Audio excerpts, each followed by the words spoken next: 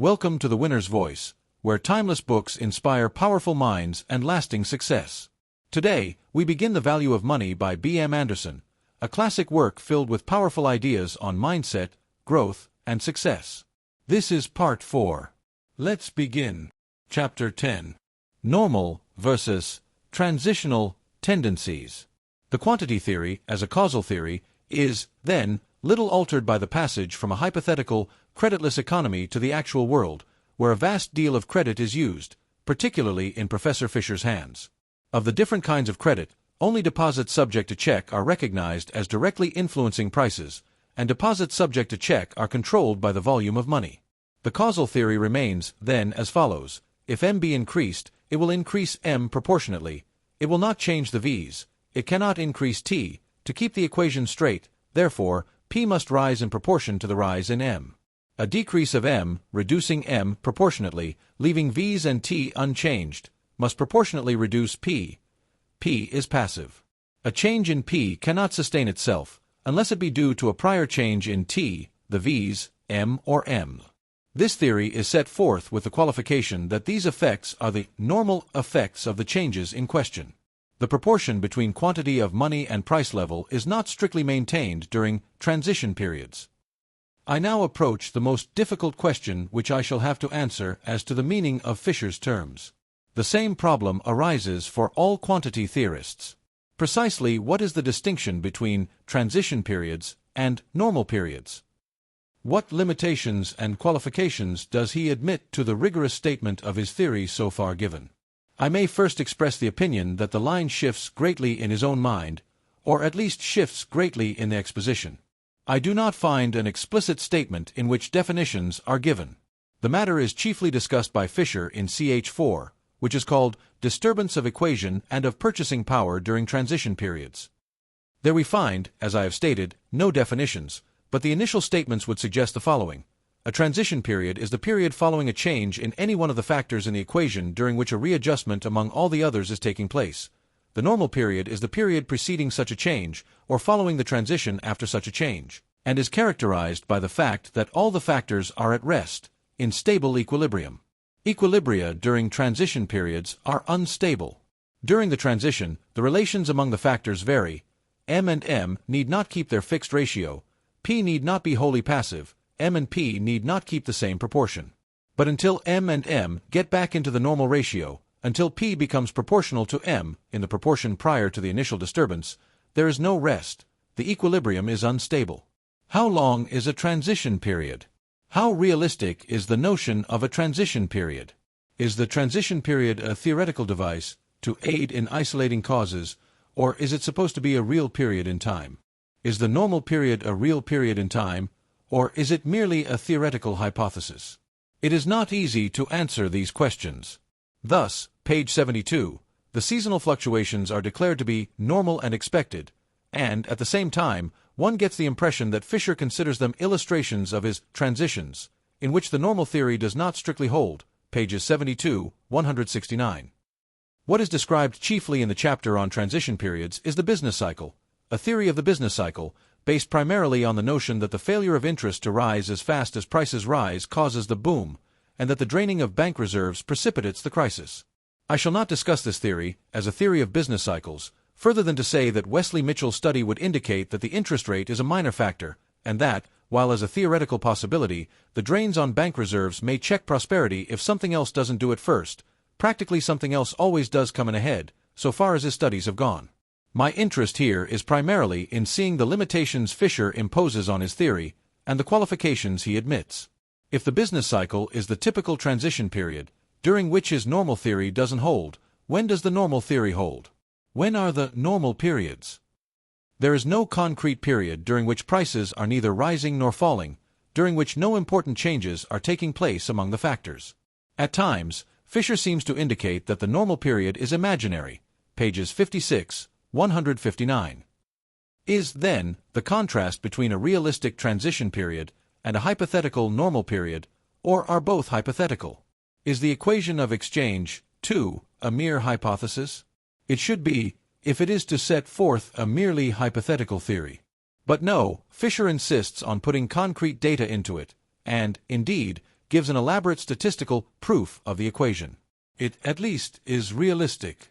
I confess that my certainty as to Fisher's meaning grows less, as I study his book with greater care. If the typical transition period be the business cycle, then the normal period could come only once, say, in 10 years, or whatever period, regular or irregular, one chooses to assign to the business cycle. The concrete price levels for the greater part of the time are then surrendered to other causes. And the one-year cycle described in the equation of exchange is quite irrelevant. The equation of exchange should cover the whole business cycle to fit in with the theory.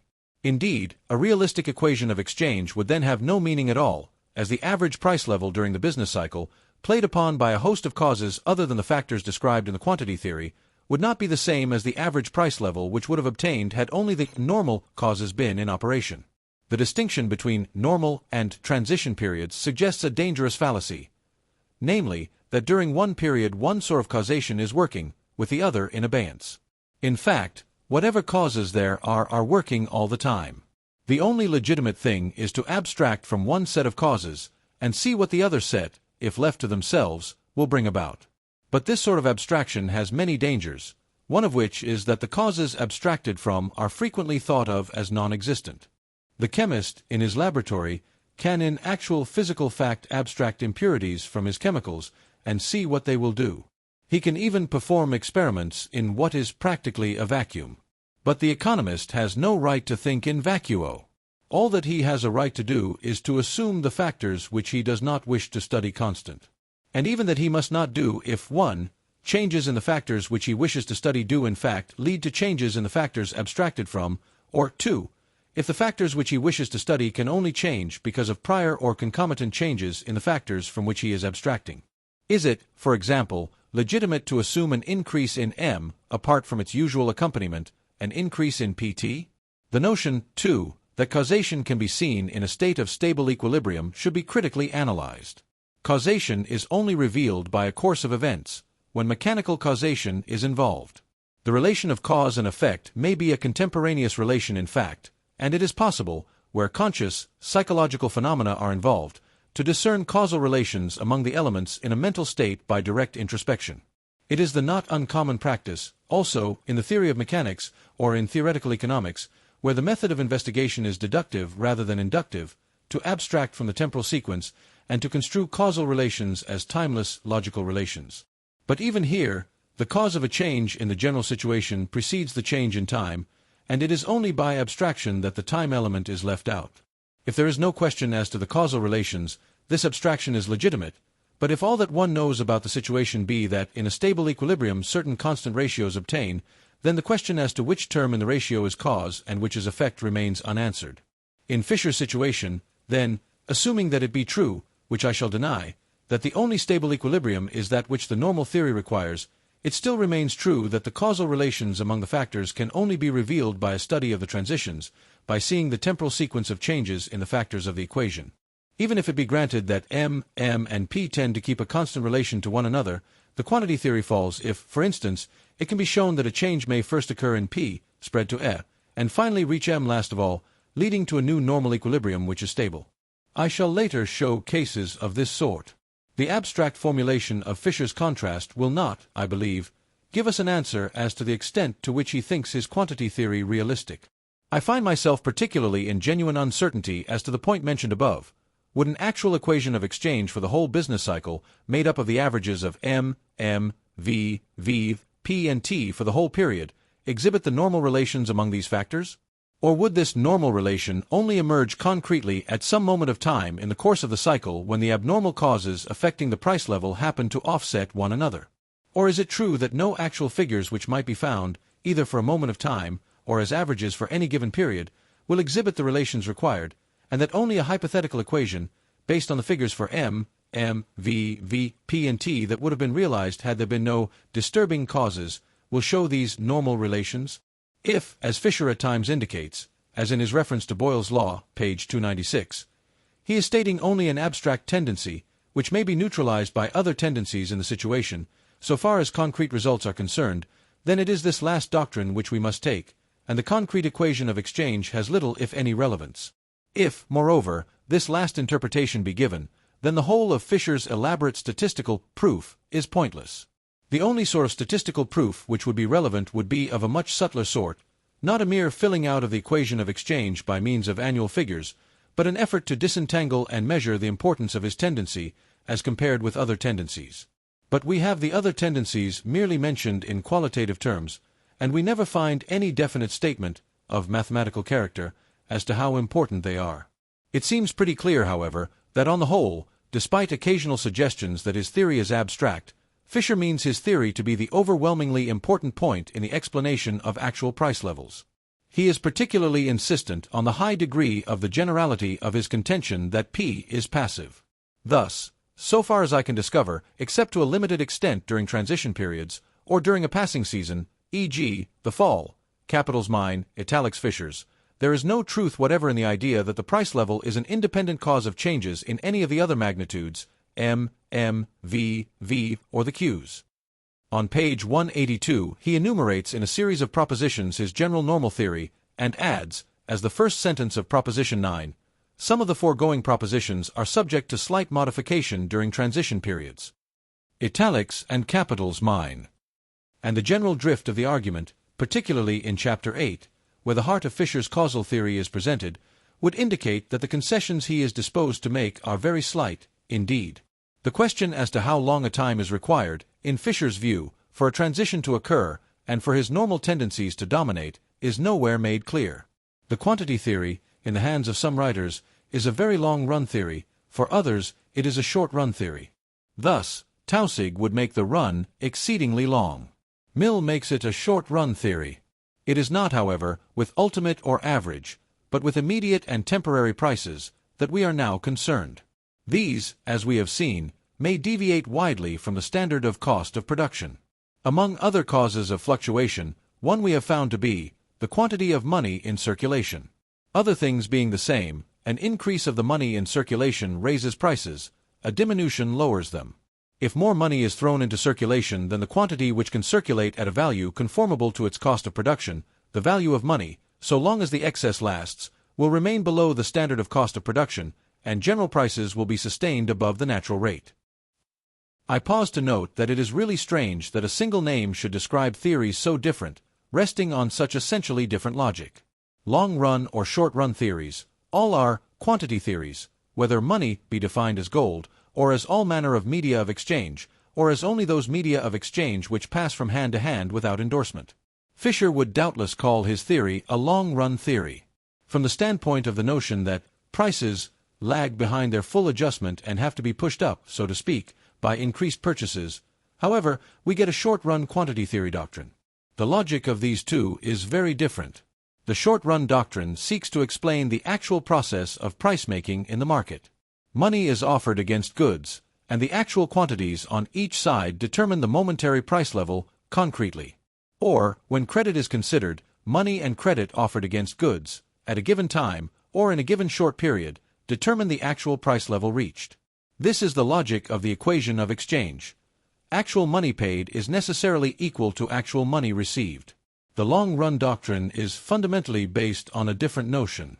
Surrendering the actual or average of price levels to other causes, in part, it still asserts that, given time enough, and barring new disturbing tendencies, a price level will ultimately be reached which will bear it out.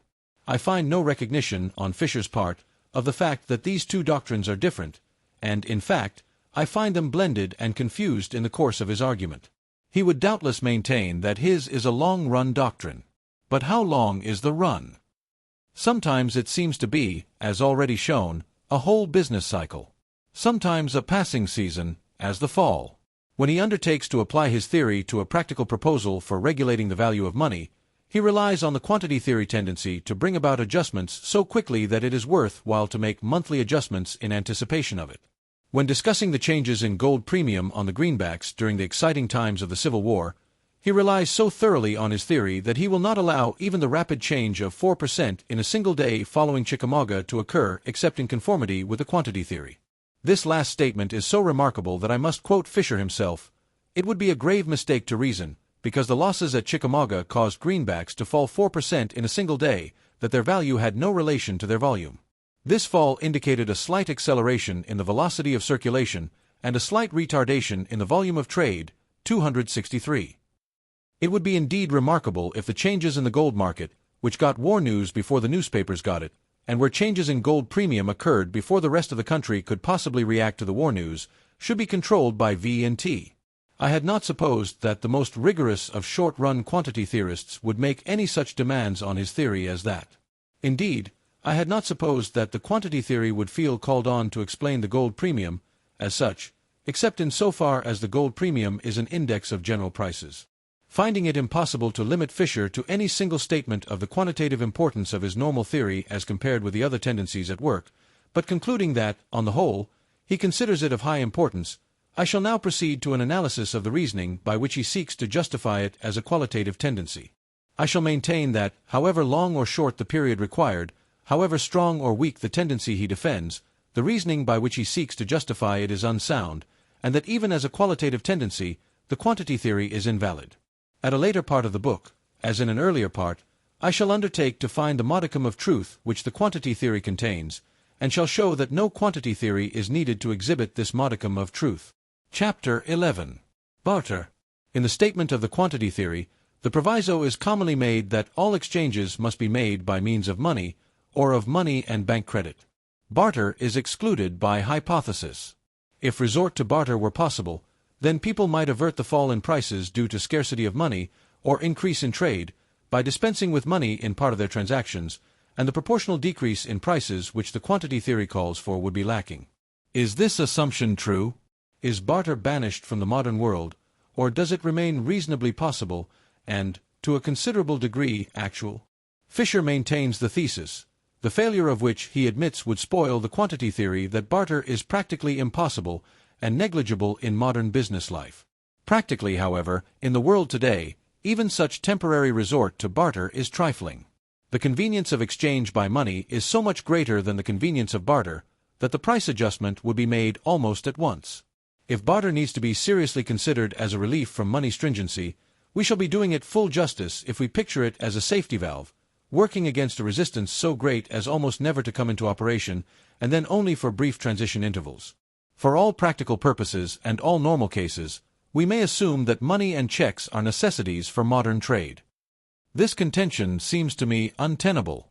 I think it can easily be shown that barter remains an important factor in modern business life, especially if one extends the term barter a little to cover various flexible substitutes for the use of money and checks in effecting exchanges.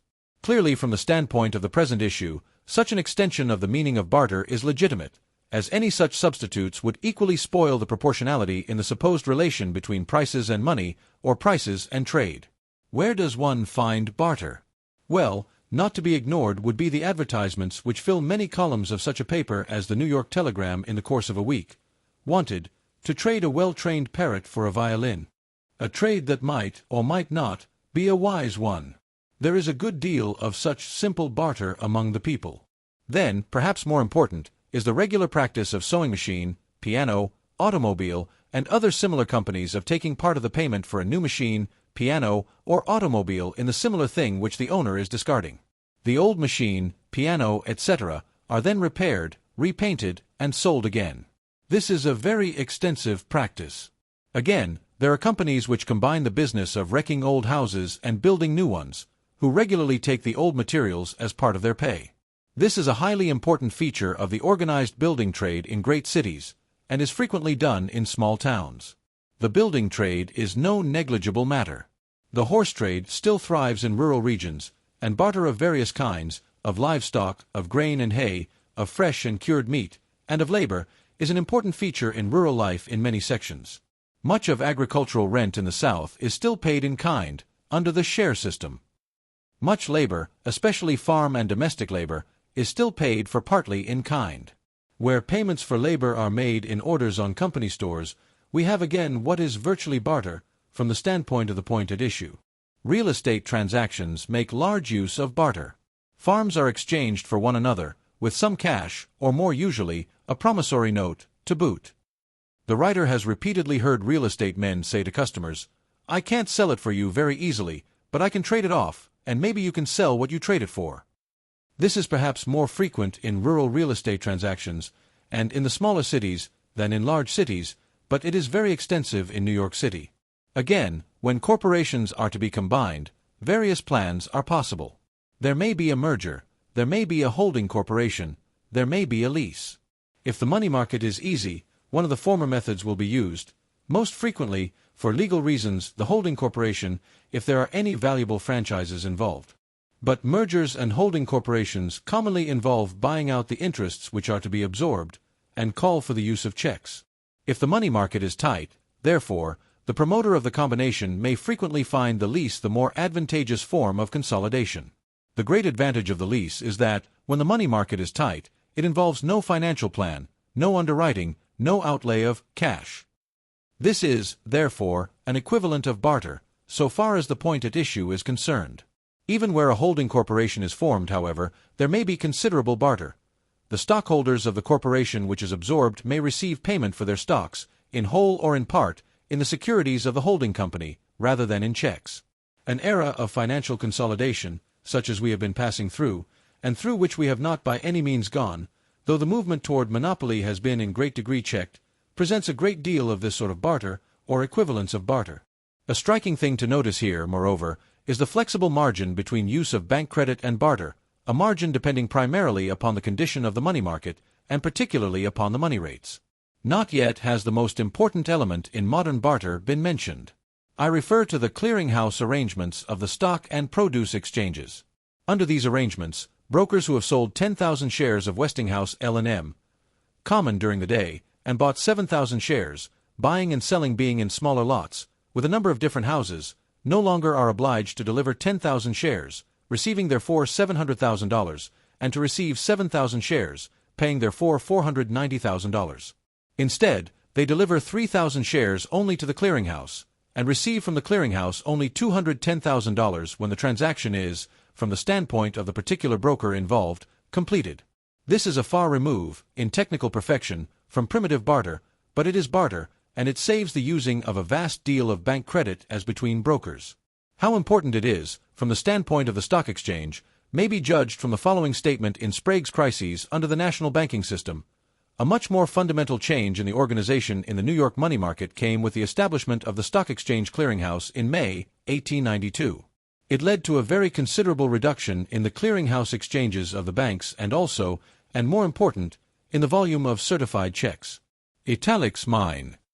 Over-certification of checks ceased to be a factor of the first magnitude in the banking methods of the city. Had not this arrangement for stock exchange dealings been set up, it is probable that it would have been necessary to close the stock exchange in 1893 and in 1907, and it is also probable that the volume of business transacted in the years after 1897 could not have been handled. p. 152. The same arrangements have been widely introduced in other stock exchanges, and in the produce exchanges. In general, with reference to barter, this point is significant. The money economy has made barter easier rather than harder. It has made possible a host of refinements in barter, which make it at many points more convenient and cheaper than check or money exchanges. It is common to find our present methods of conducting foreign trade described as a system of refined barter, which indeed, from the standpoint of the present issue, it is. Bills of exchange are neither money nor bank credit. Where bills of exchange are used in internal trade extensively, as in Germany, where they pass from hand to hand in several transactions before being discounted at banks, we have a highly important substitute for money and deposits, which functions as barter. Flexibility of substitutes for money and deposits is strikingly evident. The feature of the money economy which has thus refined and improved barter is the standard of value, common measure of value, function of money. This standard of value function, be it noted, makes no call on money itself, necessarily. The medium of exchange and bearer of options, functions of money, are the chief sources of such additions to the value of money as come from the money use. But the fact that goods have money prices, which can be compared with one another easily, in objective terms, makes barter and barter equivalence a highly convenient and very important feature of the most developed commercial system. And so we reject another essential assumption of the quantity theory. Chapter 12. Velocity of circulation. For the quantity theory, it is important to treat velocity of circulation of money and of deposits as self-contained entities, really independent factors. This is true of Fisher's theory. It is particularly necessary that V and V should vary from causes unconnected with M and M. The V's are to be a sort of inflexible channel through which M and M run in their influence on the passive P, which is to rise or fall proportionately with them. If an increase of M or M should lead to a reduction in the V's, if people, having more money available, should be less assiduous in using every bit of it in effecting exchanges, then P would not rise in proportion to the increase in M. Complete demonstration of Fisher's thesis, therefore, requires the proof of the negative proposition that V does not change as a consequence of changes in M or M.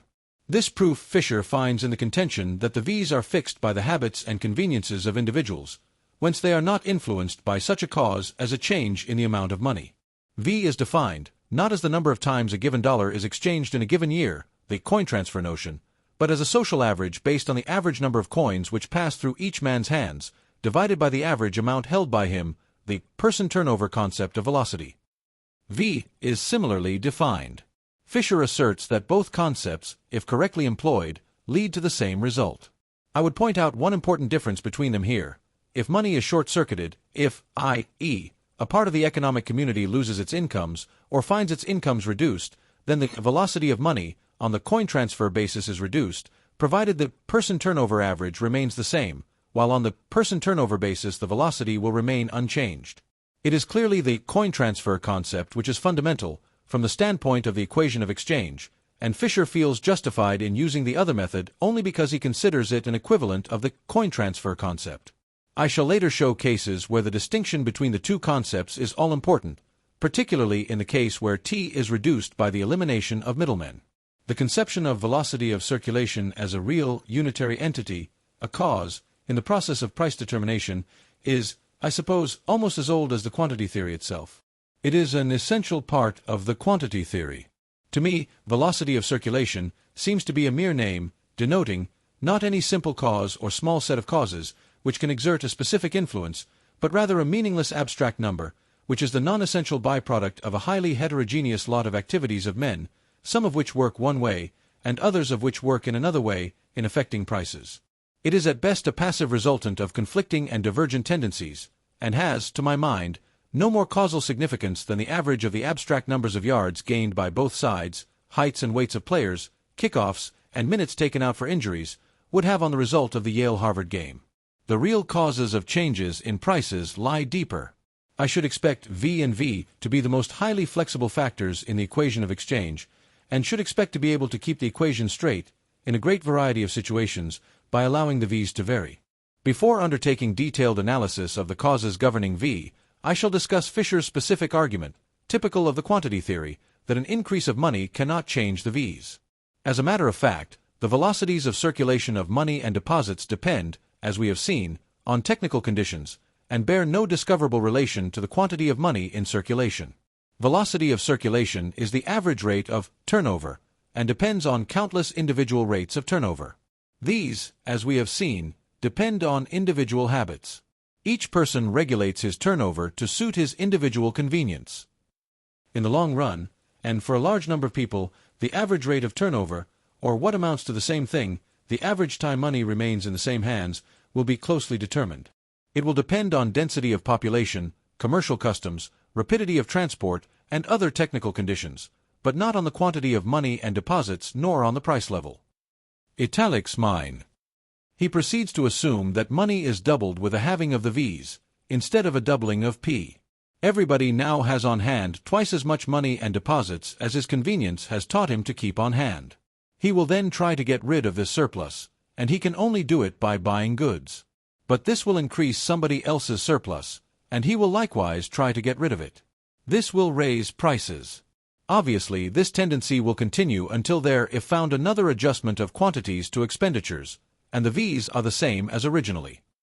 The foregoing argument rests in part, it will be seen, on the assumption that a fixed ratio between M and M obtains, else the increase of money in everybody's hands would not mean a corresponding increase in their deposits. I have already criticized this doctrine. For the contention that the V's will finally be just the same as before, I find no specific argument at all, obviously, presumably making that unnecessary. As the point immediately at issue is that V's will be unchanged by the increase in M, otherwise P would not increase proportionately, let us see if considerations can be adduced which will make this a little less obvious. First, it will be noticed that Fisher, in the foregoing, in one sentence speaks of the matter as resting on habit, and in the next sentence, on convenience. He speaks, also, of business custom. Now it is important to note that habit and custom, on the one hand, and considerations of convenience on the other, do not necessarily coincide. Many habits and customs are highly inconvenient, and it is not at all likely that habit and custom should govern so highly complex a thing as the ratio between cash on hand and the price level. Rather, insofar as custom and habit rule, one would expect them to relate to a simpler matter, namely, the amount of cash on hand. If the amount of cash kept on hand should remain controlled by habit, while the amount of money is increased, then V, instead of remaining unchanged, would actually be increased, unless the habits should be broken in on. I shall show in a moment that considerations of convenience would probably lead to a reduced V, insofar as individual turnover is concerned. But which tendency will prevail? Well, that will depend on the degree to which custom and habit rule as compared with considerations of convenience, i.e., there would be no rule valid for all communities. That convenience would lead to a larger amount of money on hand, and I am following Fisher's temporary hypothesis that there has been no rise in prices prior to the movement to restore the V's to their old magnitudes, will appear from considerations like these. Few men have as much on hand as they would like to have, including both their cash in hand and their deposit balances. Most people have the tendency to hoard, though it is usually held in check by necessity.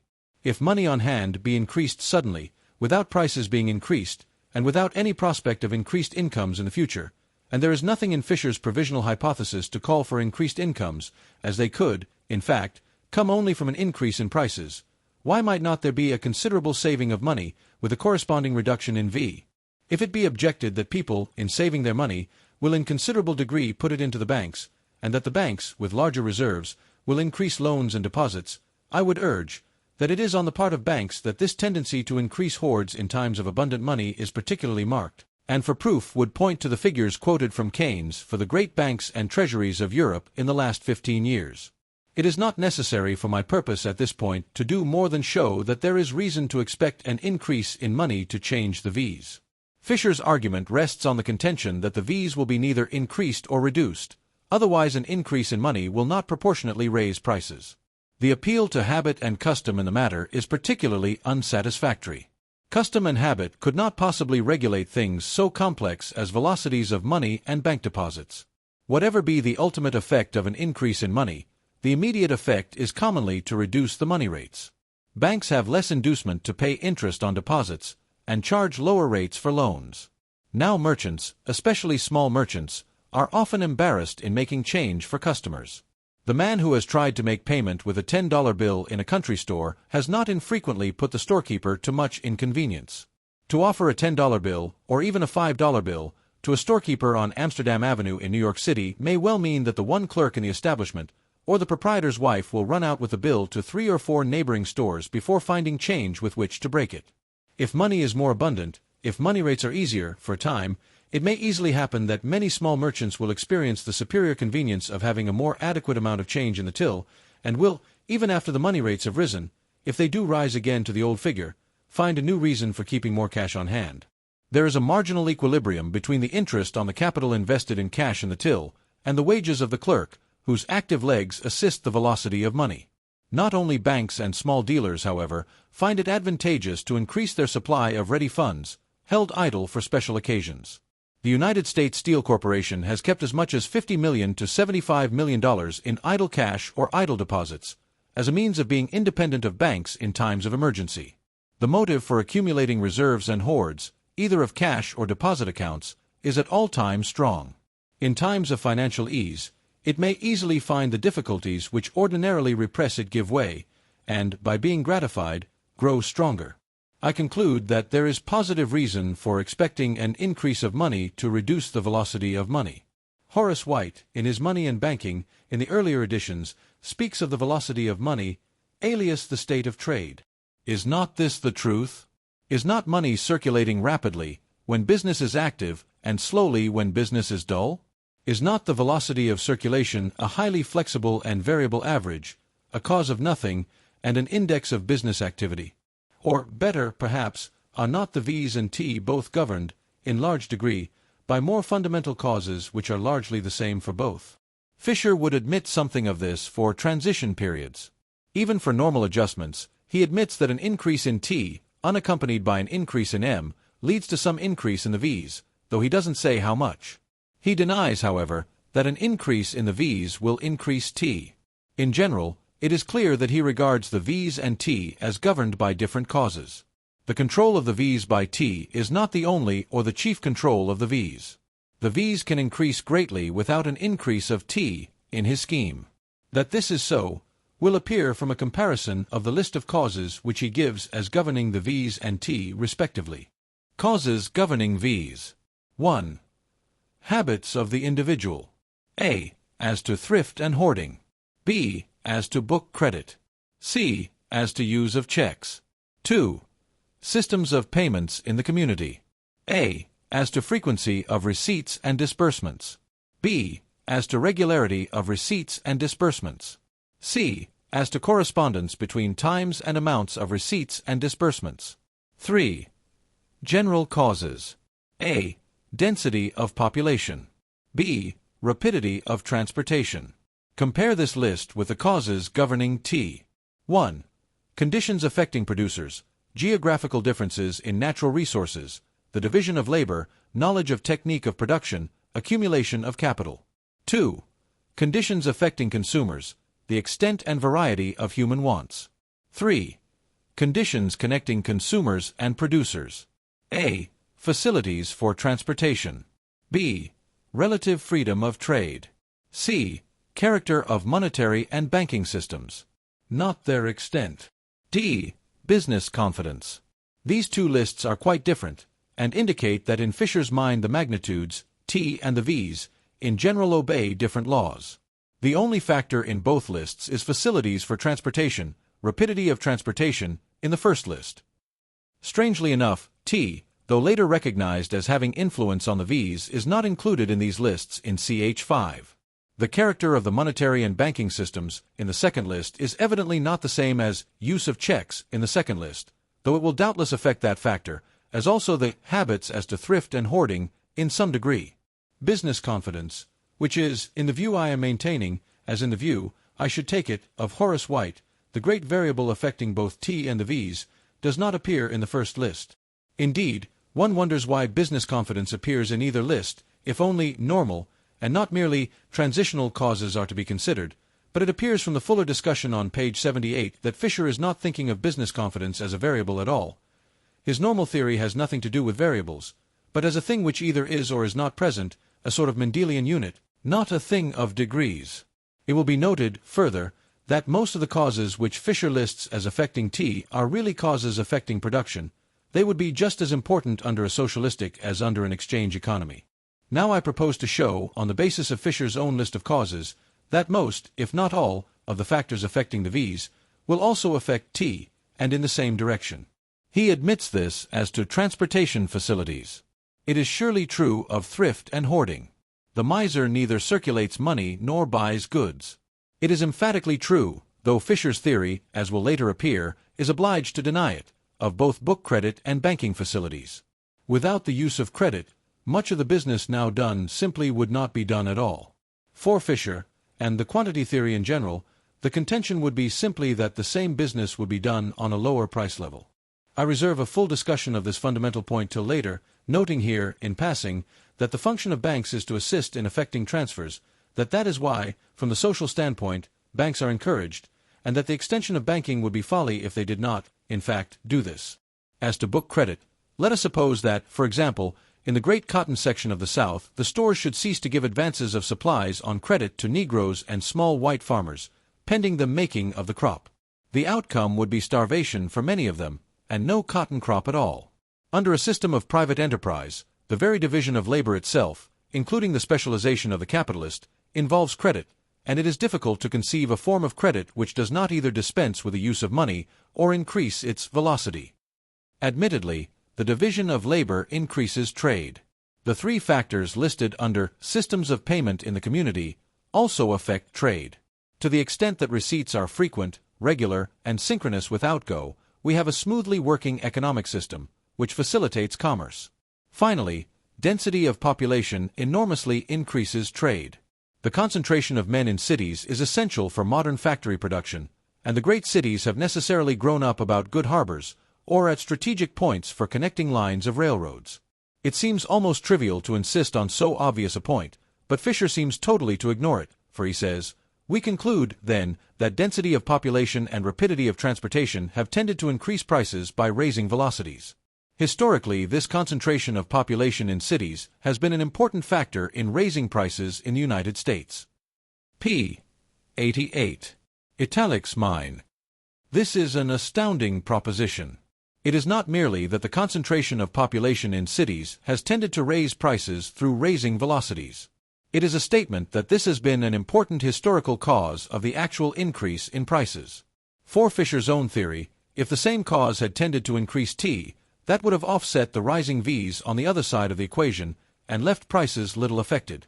But he sees in the V's an independent cause here, divorces them from their connection with T, and follows his logic fearlessly where it leads. I do not see how one could more strikingly illustrate the essential vice of erecting the V's into causal entities. In concluding the discussion of the role of velocity of circulation, I think it worthwhile to mention Fisher's own efforts to measure them. I examine his statistics in a later chapter. I do not regard the points at issue as points which can properly be handled by inductive methods, primarily. I do not accept his conclusions with reference to the magnitudes of V, the velocity of money, partly because I do not accept his doctrine that banks are the home of money, page 287. He finds for V a fairly constant magnitude during the 13 years from 1896 to 1909, the range being from 19 to 22, the figures for all the years except 1896 and 1909 being interpolations.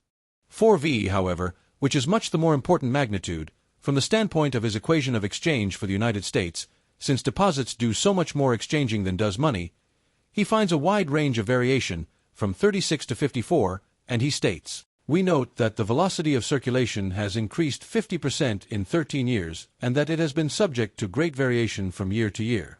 In 1899 and 1906 it reached maxima, immediately preceding crises, 285. I think Fisher's own statistical results show that V, at least, is a child of the state of trade. Critical analysis of these statistics show that they greatly underestimate the variability of the V's. In summary, V and V are not, as Fisher contends, independent of the quantity of money. Instead of resting on technical conditions and having large elements of constancy and rigidity, they are highly flexible and vary, on the whole, with the same highly complex and divergent sets of causes which govern the volume of trade. The biggest factor affecting the variations of the V's on the one hand and volume of trade on the other is business confidence, a factor which Fisher's normal theory is not concerned with, so far as it is considered as a variable, but which, more than anything else, does affect the concrete figures which go into the equation of exchange, either for a single year or for an average of a good many years. The V's are not true causal entities, but merely abstract summaries of a host of heterogeneous facts. I have indicated before, and shall later demonstrate more fully, that the same is true of T. Even the normal causes governing the V's, however, are factors which likewise affect T, and in the same direction. Among the factors affecting both V and T, there is one which sometimes makes them move in opposite directions, and that is the value of money itself. This is so well stated in Wicksteed's interesting criticism of the quantity theory that I content myself with a quotation. Again, the history of paper money abounds in instances of sudden changes, within the country itself, in the value of paper currency, caused by reports unfavorable to the country's credit. The value of the currency was lowered in these cases by a doubt as to whether the government would be permanently stable and would be in a position to honor its drafts, that is to say, whether this day 3 months, the persons who have the power to take my goods for public purposes will accept a draft of the present government in lieu of payment. It is not easy to see how, on the theory of the quantity law, such a report could affect very rapidly the magnitudes on which the value of the note is supposed to depend, viz., the quantity of business to be transacted, and the amount of the currency. Nor is it easy to see why we should suppose that the frequency with which the notes pass from hand to hand is independently fixed. On the other hand, the quantity of business done by the notes, as distinct from the quantity of business done altogether, and the rapidity of the circulation of the notes may obviously be affected by sinister rumors. Two of the quantities, then, supposed to determine the value of the unit of circulation, are themselves liable to be determined by it. Chapter 13. The volume of money and the volume of trade. Trade and speculation. In proving that an increase of money must proportionately increase prices, It is necessary to prove that the volume of trade is independent of the quantity of money and credit instruments by means of which trade is carried on. Money on the one hand, and quantity of goods to be exchanged on the other, are the two great independent magnitudes, whose equilibration mechanically fixes the average of prices. This notion, as to the essence of the quantity theory, finds expression in Taussig. The statement of a quantity theory in relation to prices assumes two independent variables: total money or purchasing power on the one hand, total supply of goods or volume of transactions on the other. Taussig, though he would maintain that this independence holds, so far as money and trade are concerned, admits that it breaks down so far as trade and elastic bank credit, banknotes and deposits, are concerned. Trade and elastic bank credit are largely interdependent. This concession on Taussig's part means virtually giving up the quantity theory for Western Europe and the United States and Canada, though Taussig still sees something left of the quantity theory tendency in view of the irregular and uncertain connection which he finds between money and bank credit. Fisher, however, makes no such surrender. He is quite as uncompromising as to the independence of deposits and trade as he is with reference to the independence of money and trade. He does, indeed, make the concession that increasing trade tends to increase deposits indirectly, by increasing the ratio of M to M, by modifying the habits of the people as to the use of checks as compared with cash, page 165, but he denies stoutly that there is any direct relation between them. p. 168. Trade acts only via a modification of the ratio between M, and M still remains controlled, not by trade, but by quantity of money. As to any control over T by M, he repudiates it explicitly, p. 163. Increasing M, either through an increase of M or through an increase in the normal ratio between M and M, will have no effect on T, or, for that matter, on the V's. The introduction of credit, therefore, leaves the quantity theory intact. An increase of M, increasing M proportionately, leaving the V's unchanged, and having no effect on T, must exhaust its influence on P, raising P proportionately, if the equation of exchange is to remain valid. The argument set forth to prove that T is not influenced by M or M is as follows. An inflation of the currency cannot increase the products of farms or factories, nor the speed of freight trains or ships. The stream of business depends on natural resources and technical conditions, not on the quantity of money. The whole machinery of production, transportation and sale is a matter of physical capacities and technique, none of which depend on the quantity of money. The only way in which quantities of trade appear to be affected by the quantity of money is by influencing trades accessory to the creation of money and to the money metal. From a practical or statistical point of view, they amount to nothing, for they could not add to nor subtract 0.1% from the general aggregate of trade. Locke. Cit. page 155. Italics mine. Something similar is said on page 62, where transitional influences of M on T are being discussed, but the amount of trade is dependent, almost entirely, on other things than the quantity of currency, so that an increase of currency cannot, even temporarily, very greatly increase trade. In ordinarily good times practically the whole community is engaged in labor, producing, transporting, and exchanging goods.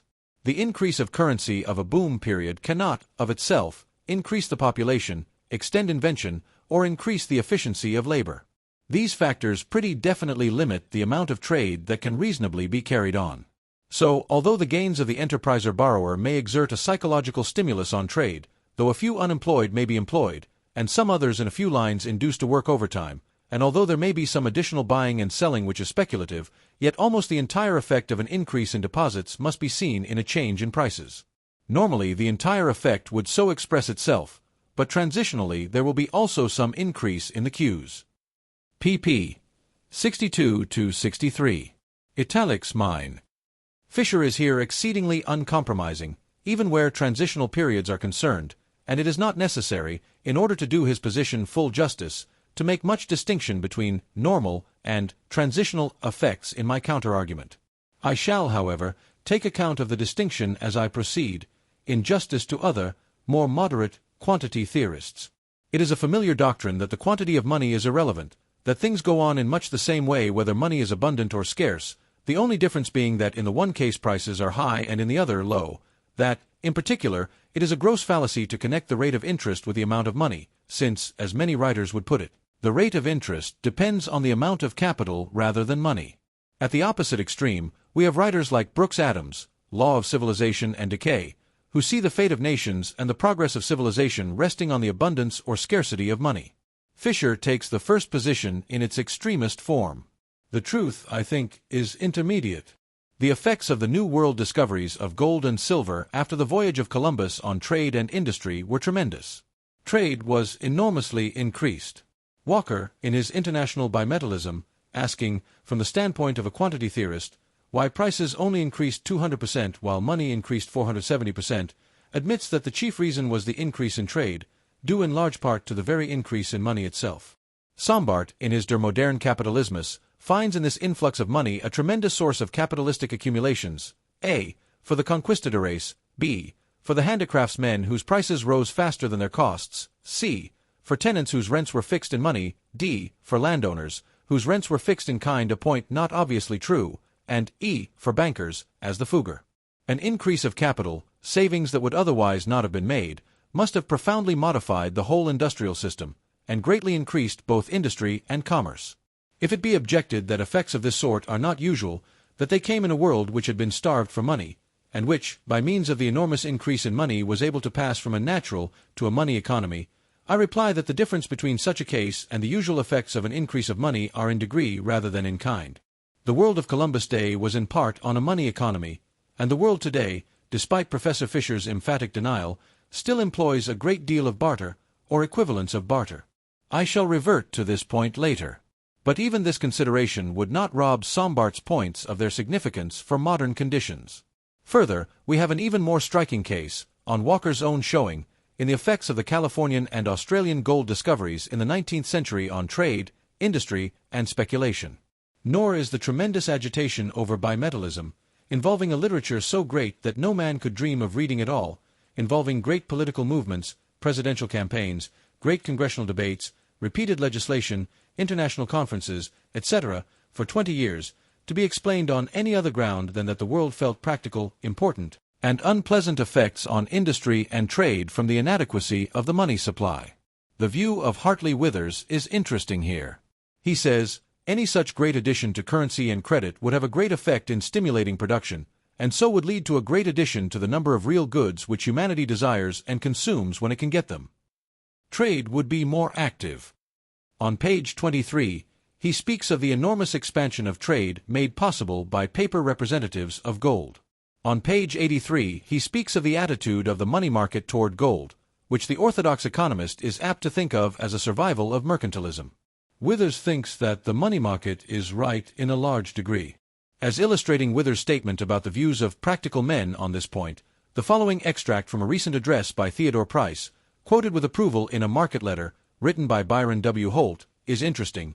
The fact seems to be that the exigencies of war in Europe are leading to an extension of credit such as would not have been possible in peace, because the hesitant conservatism of bankers would have then prevented it, and we are finding that instead of working harm, it is doing good, because huge masses of fixed capital are thereby made productive, and are circulating with the increased velocity that always quickens enterprise and accelerates the wheels of industry.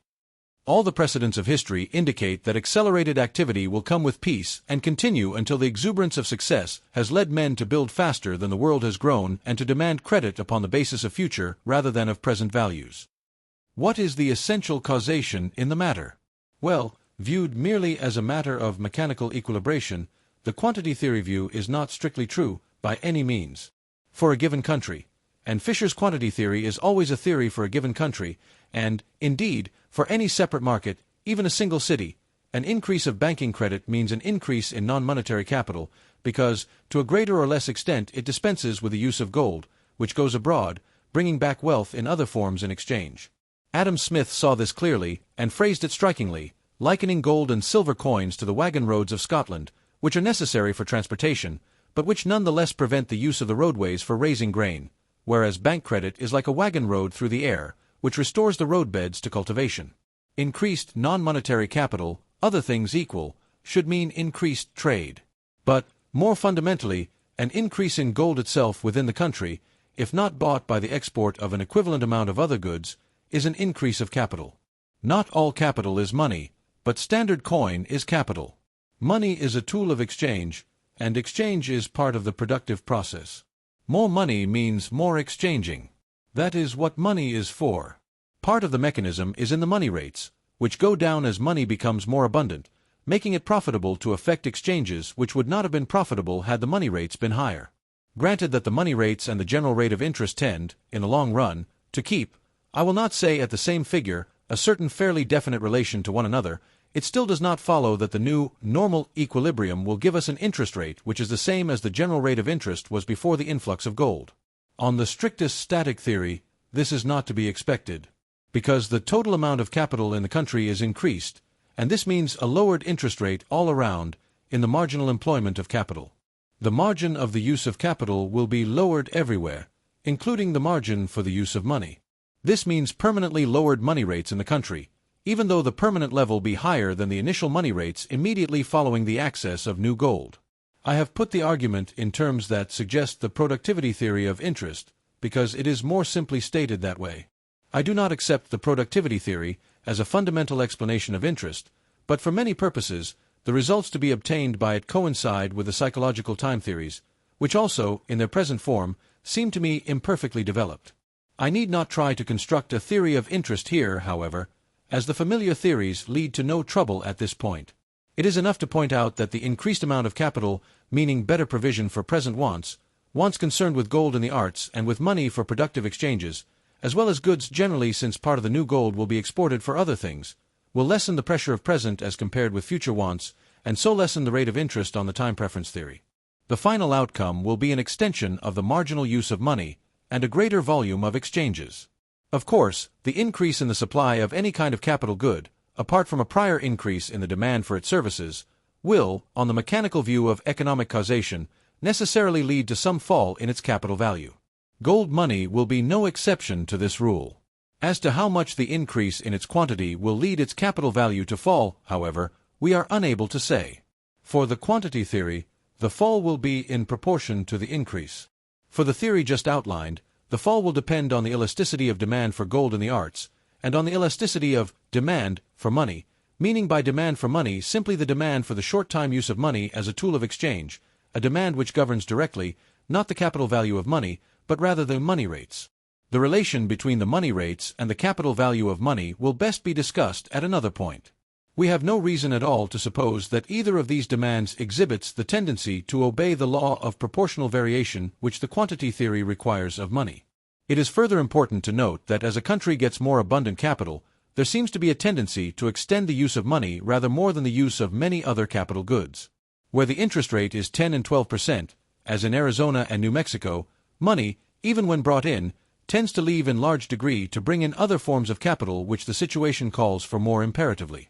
The early American colonies, needing money pressingly, and making shift with a great variety of substitutes for good metallic money, thoroughly acquainted with the advantages of a money economy from their European experience, and having habits as to the carrying and using of money which they had brought with them from Europe, still found it impossible to keep a great deal of metallic money, in view of the still greater importance of other forms of capital.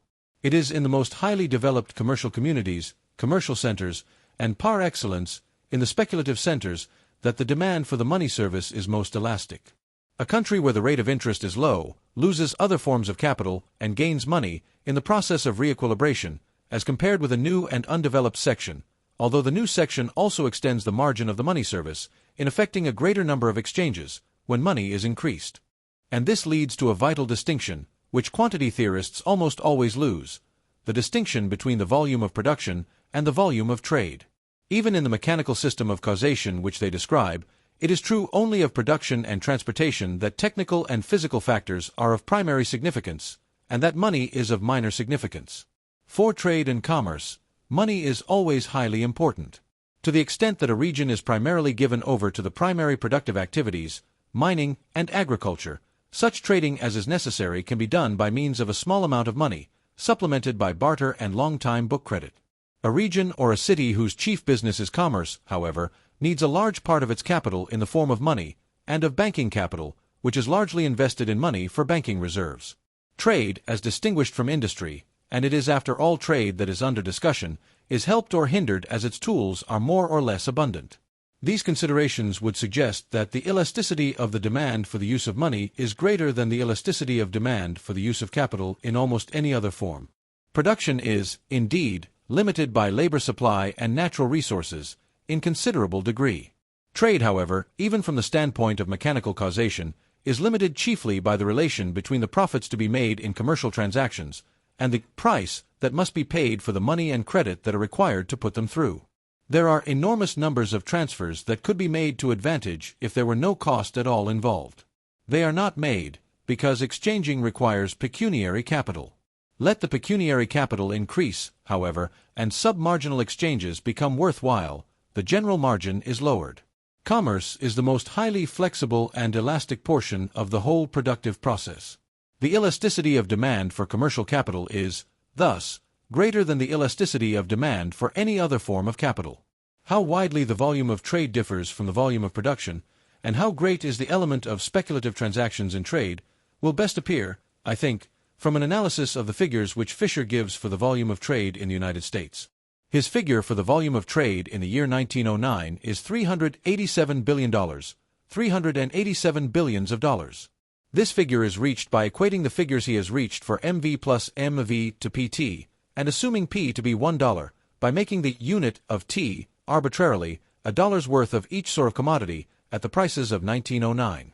I have already commented on the legitimacy of this method of summarizing T, and need not say more here, beyond calling attention to the fact that volume of trade, as commonly used, does in fact mean not T alone, but PT. Fisher for years other than 1909, however, makes use of a different method of getting at T. He takes certain indicia of relative amounts of trade, compares them with the same indicia for 1909, and estimates the trade for other years as being such a percentage of the trade for 1909 as their indicia are of the indicia of 1909. The indicia chosen are 1. Quantities of certain commodities, cotton, fruit, cattle, etc., received at principal cities of the United States, taken as typical of the variations of the internal commerce of the United States. 2. Quantities of 23 articles of import and 25 articles of export, for each year, taken as typical of variations in the foreign trade of the United States. 3. Sales of stocks. These three indicia, weighted in a manner to be described in a moment, are then averaged. There is a second element in the index, made up by taking the figures for railroad tonnage and the figures for receipts on first-class mail, which are averaged. The first average and the second average are then combined into a third average, which is the final index. The relation between this index for every year other than 1909 and the same index for the year 1909 determines the amount of T for each year. The two indicia, together with the figure, $387 billion, giving the required amount by the rule of three. I shall not go into details with the method of constructing these averages, but I wish to make clear the comparative weight given to each element in the final index. The first three elements count twice as heavily as the last two, and so constitute the biggest factor. In the first average, based on the first three elements, the item taken as typical of internal trade is weighted by 20, the item taken as typical of foreign trade is weighted by 3, and sale of stocks by 1. It appears from Fisher's figures, page 479, that the one really big variable among all the indicia is the sale of stocks, but the weight given it is so small that it makes virtually no difference in the final result. Thus, as between 1898 and 1899, stock sales increased over 50%, but total trade, as shown by Fisher, increased only 5%. In the following year, stock sales decreased over 21%, but total trade, on Fisher's figures, increased. The following year, 1901, stock sales virtually doubled, but Fisher's final figure shows only an increase around 13%. 2 years later, in 1903, stock sales fell off about 40% from the figures for 1901, but again, as compared with 1901, total trade on Fisher's figures shows an appreciable gain. The influence of stock sales on Fisher's index is, virtually, negligible. The dominating factor is the receipts of selected staples, cattle, cotton, rice, pig iron, etc., in the principal cities of the United States. There is not a single year in which his final figure for T does not move in harmony with this factor, page 479. He gets, thus, for the volume of trade through the 14 years under consideration, a surprising steadiness and a pretty uniform progressive development.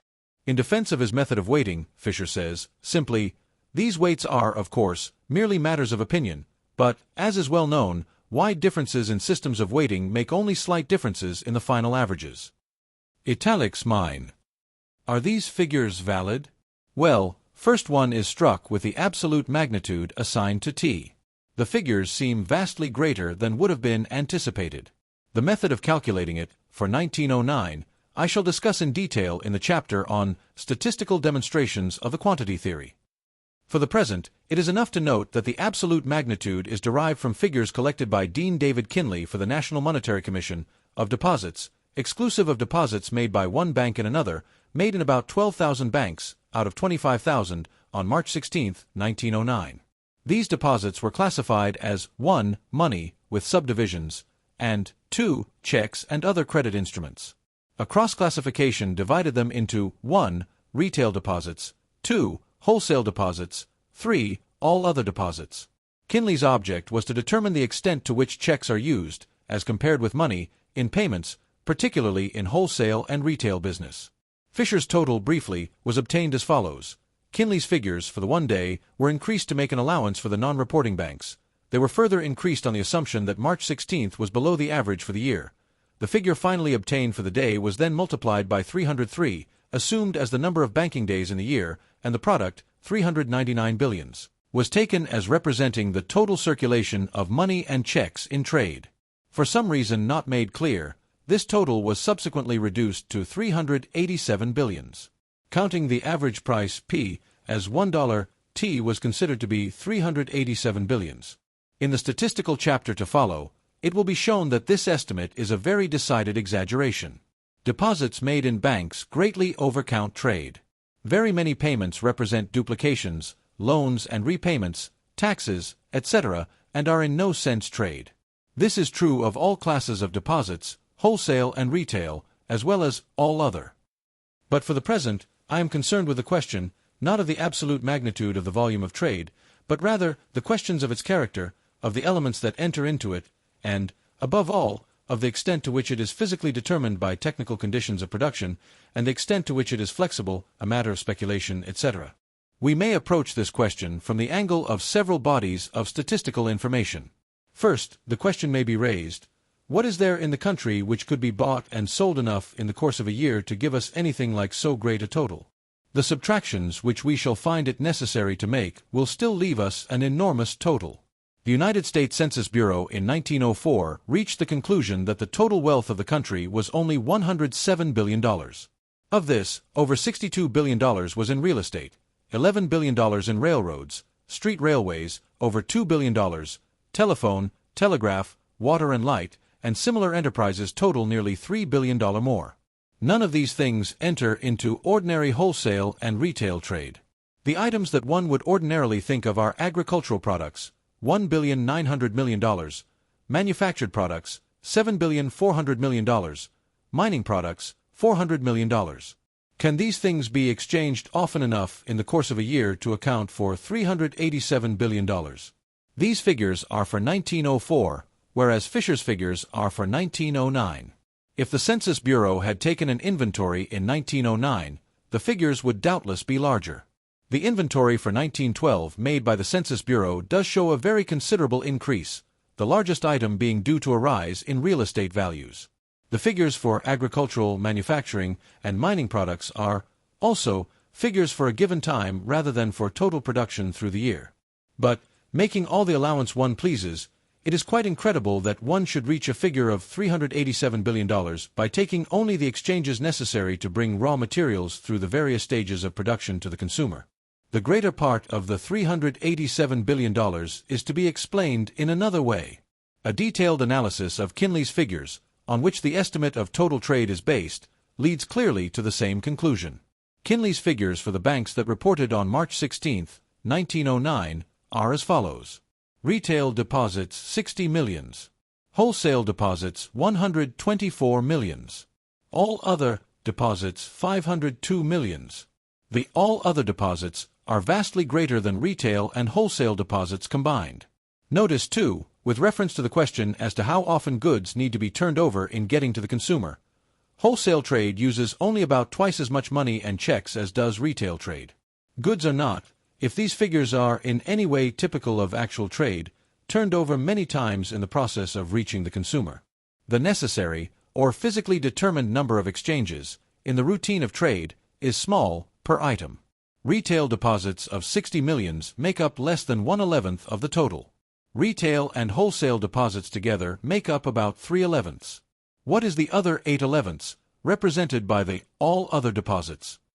It will help if we see where these all other deposits are located. If we find them scattered evenly throughout the country, in rural regions as well as in cities, we might be at a loss. If, however, we find them bunched in the big speculative centers, we may conclude that speculation accounts for a large part of them. We do in fact find this. The following figures show the different classes of deposits: 1. In the South Atlantic states, 2. In reserve cities, 3. In New York City alone, percent. South Atlantic states. Retail deposits $3,300,000, 19.0. Wholesale deposits $4,900,000, 29.0. All other deposits $8,900,000, 52.0. Reserve cities, including New York City. Retail deposits $24 million, 5.6. Wholesale deposits $78 million, 18.2. All other deposits $326 million, 76.1. New York City. Retail deposits $9 million, 3.7. Wholesale deposits $34 million, 14.0. All other deposits $198 million, 82.2. It is difficult, with Kinley's figures, to get figures which exclude returns from cities of substantial size, except for a state like Nevada, where the mining and divorce industries complicate the figures. As near an approach as can be made, perhaps, is to take the state of Louisiana, excluding New Orleans from the totals. Even here, however, we include 5 cities of over 10,000, among them Shreveport, with 28,000 people. The following figures are for the state and national banks in Louisiana, exclusive of New Orleans. Retail deposits $179,915, 24.1. Wholesale deposits $246,647, 33.1. All other deposits $318,915, 42.8. We cannot tell, in these figures for Louisiana, how many banks are represented, or what the average figures per bank are. For the whole state of Arkansas, however, including 5 cities of over 10,000, with 2 over 20,000, and 1 of 45,000, we can get an average for 90 reporting banks. Even here we do not know where these banks are located within the state, though it is probable that they are in the larger places, and so exceed the average deposits for the banks in the state as a whole, to say nothing of the average for the smaller places. The 90 banks are almost wholly state and national banks. Percent. Arkansas. Retail deposits $232,017, 25 plus. Wholesale deposits $231,614, 25 plus. All other deposits $456,544, 49 plus. The average for all deposits per bank in Arkansas is $10,224. The average for all the 11,492 banks reporting for the whole country is approximately $60,000. The average for the 659 banks reporting from New York State is $502,136. The average for the banks in New York City alone is doubtless much higher, but cannot be stated, as Kinley's figures do not tell how many banks reported by cities. The all other deposits in Arkansas are 27.8% cash and 72.2% checks. The all other deposits in the country as a whole are only 4.1% cash, with 95.9% checks. The all other deposits of New York City are only 1% cash, with 98.9% checks. Several facts are very clear from these comparisons. 1.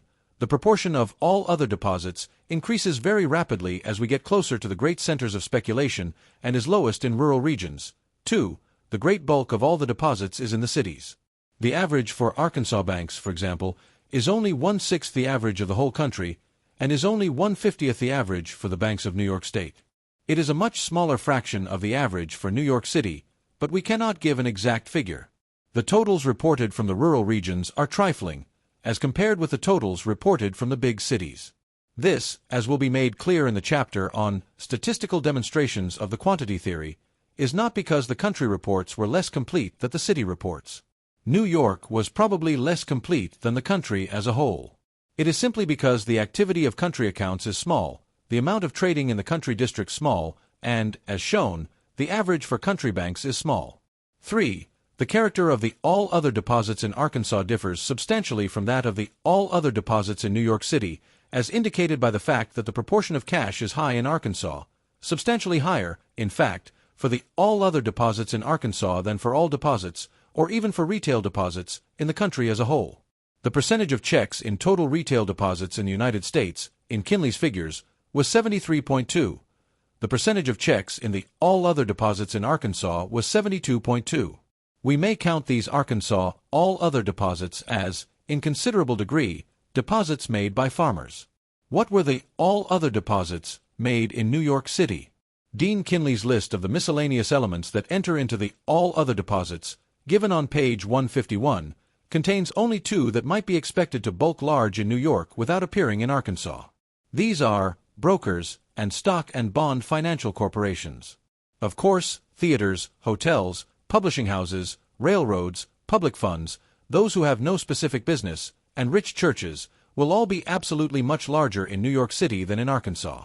But these things may be found in many places, scattered throughout the cities of the country, without making anything like such all other deposits as New York shows. It is not New York's foreign commerce that does it, because that is represented in New York's wholesale deposits, which make up only 14% of New York City's total deposits for the day. It cannot be the supposed clearinghouse function of New York City, whereby banks in different parts of the country pay their balances due one another in New York Exchange, because such transactions would appear in New York chiefly in the figures for deposits made by one bank and another, and these figures are excluded from Kinley's totals. It cannot be the deposits of the idle rich for current expenses that swell New York's all other deposits so greatly. These could not equal the total retail deposits of the city, which are only 3.7% of the total in New York. Moreover, similar deposits are made in many other cities, without, in proportion to population, making any such totals. Figures, moreover, for the aggregate yearly income of the United States, and for the distribution of that income between rich and poor, make it clear that any such items must be bagatelles in comparison with these enormous figures. The only explanation that will really explain is the speculative and investment and financial transactions that center in New York, and, in less degree, in the other great financial cities of the country. This is Dean Kinley's opinion. In the all other deposits, he makes a 50% allowance for speculative transactions. A large proportion of deposits in this all others class undoubtedly represent speculative transactions, all of which, or practically all of which, are settled with credit paper. It is also the opinion of General Francis A. Walker, expressed concerning similar figures from earlier inquiries. Various kinds of evidence converge toward this conclusion. Thus, the evidence of clearings, total items presented by banks to the clearinghouses of the country. New York clearings are usually nearly twice as great as total clearings for the rest of the country. New York clearings fluctuate in general harmony with transactions on the New York Stock Exchange. This has been commented on many times. The extent to which it holds has recently been carefully measured by Mr. N.J. Silberling, whose results appear in the Analyst for August 14, 1916, under the title, The Mystery of Clearings. Mr. Silberling applies the coefficient of correlation to the problem, getting in one significant figure a measure of the extent to which two variables, as share sales on the New York Stock Exchange and New York clearings, vary together. This coefficient has been used enough by economists not to require detailed explanation here. It is a figure always between +1 and -1. +1 indicates that the two variables in question are perfectly correlated, whereas 0 indicates no correlation whatever. -1 indicates an inverse correlation, such that two variables vary exactly and inversely with reference to one another. Mr. Silberling's studies show the following correlations: New York share sales, numbers of shares, not values, to New York clearings, using weekly figures, for the years 1909 to 10, are equals 0.628. This is a high correlation. Limiting the observations to the middle weeks of the month for the same period, he gets or equals 0.73146. The reason for taking only middle weeks in the month is that thereby the disturbing factor of monthly settlements is avoided. The monthly settlements may be for stock transactions, or may be for other things, but as they are not dependent on the stock transactions of the week in which they occur, their effect is to lessen the evident degree of connection between stock sales and clearings. Thus the middle weeks show a closer correlation between the two variables than do all the weeks taken as they come. If figures for the month were taken, this complication would be smoothed out, and a fairer result might be expected to appear. The middle weeks, eliminating monthly settlements, probably eliminate more other things than they do share sales, which are in large degree paid for in 24 hours, and so exaggerate somewhat the relation between shares and clearings. Monthly figures avoid both complications, though they lose something of the concrete causation. An intermediate figure might be expected for the monthly correlation, and this we find R equals 0.71823. A striking single fact in connection with these figures, giving them point as less extreme variations could not do, is found in the behavior of clearings when the stock exchange was closed during the crisis of 1914. At that time, New York clearings, which had been about twice as great as country clearings, fell suddenly below country clearings. When the stock exchange was opened, the old proportions suddenly reappeared. That speculation spreads far beyond New York being the center for dealings in securities, etc., which involve the whole country, is, of course, well known. The extent of this Mr. Silberling seeks to measure by correlating clearings outside New York with New York share sales. His weekly correlation for these two variables for 1909 to 10 gives R equals 0.368, 103, and the correlation for the midweeks gives a higher figure, R equals 0.424, 46. The monthly correlation shows R equals 0.257, 23, a lower figure, which is perhaps due in part to the fact that the bulk of the outside monthly clearings show relatively moderate fluctuations because of their diverse composition and are less sensitive than the periods of shorter length. Seeking an index of the variations of that trade which is, in Professor Fisher's phrase, governed by physical capacities and technique, a law which Professor Fisher, as we have seen, would apply to the great total of 387 billions which he has constructed, Mr. Silberling chooses the gross earnings of the principal railways as the best available test. Railways deal with all manner of other enterprises. He correlates this with clearings outside New York. The question might arise at once whether changes in traffic are strictly concomitant with changes in payments involved by it, and therefore with the clearings resulting. The preliminary hypothesis that a lag ensued between traffic and the bulk of the payments was first tested by correlating the railway figures with clearings of 1 month and 2 months later, but no correlation was obtained. The direct month-to-month correlation yielded, however, a result R equals 0.524, 23. This suggests that outside clearings are, in substantial degree, an index of physical trade, but Mr. Silberling calls attention to certain chance agreements between railway traffic and speculation in cotton and produce and grain, speculation in the crops which are in current movement, and regularly recurring concomitances between traffic and speculation in March, when the railway traffic revives after the February lull, and when there is a large mass of dealing in spring deliveries in Chicago. In view of the facts later to be developed, with reference to the small actual value of the necessary physical exchanges, partially covered already, as compared with clearings, this query is well put. We may easily have here a spurious correlation. Taking it at its face value, however, and taking the correlation as indicating the influence of physical trade on bank transactions, we get the following results, when total clearings for the country are compared with A. New York share sales, and B. with railway gross earnings. A. R equals 0.607, 23. B. R equals 0.356, 23. Physically determined trade is at best a minor factor in that total trade represented by bank transactions. Mr. Silberling has buttressed his results with a consideration of various alternative possibilities which might give them a different interpretation. I need not, for present purposes, go further into his figures. Taken in conjunction with the other data presented, and to be presented, together with a theoretical discussion of the nature of trade, and its relations to money and credit, which the present volume contains, they give the present writer abundant confidence in the thesis that the great bulk of trade in the United States is speculation, rather than that sort of trade which is determined by physical capacities and technique. The figures given above, of the inventory of wealth at a given moment of time, by the Bureau of the Census, show only trifling magnitudes, as compared with the estimated 387 billions of deposits made in 1909, of items which could enter into ordinary trade, as distinguished from speculation and dynamic readjustments. An effort to calculate ordinary trade on the basis of figures running through the year may throw further light on the problem. Railway gross receipts for the year ending June 30, 1909, were less than 2.5 billions. This is 0.6% of the total.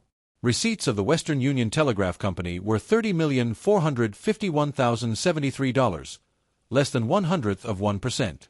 The Post Office in the fiscal year ending in 1909 took in $203,562,383. This is something over 1/20 of 1%. These are gigantic sums. But they are insignificant indeed in this computation. Millions of smaller items simply do not count at all. 10 million items of $387 each would give only 1%. The total net income of the United States, as estimated by W.I. King for 1910, including all forms of income, dividends, interest, wages, rents, profits, salaries, etc., is $30,500 million, around 7% of the 387 billions. Let us sum up the major items of ordinary trade. From Kinley's figures, we may get some idea of the proportions of wholesale and retail trade to the total for 1909, assuming that the deposit figures indicate that total. Retail deposits make up less than 1/11 of the total, and wholesale deposits about 2/11.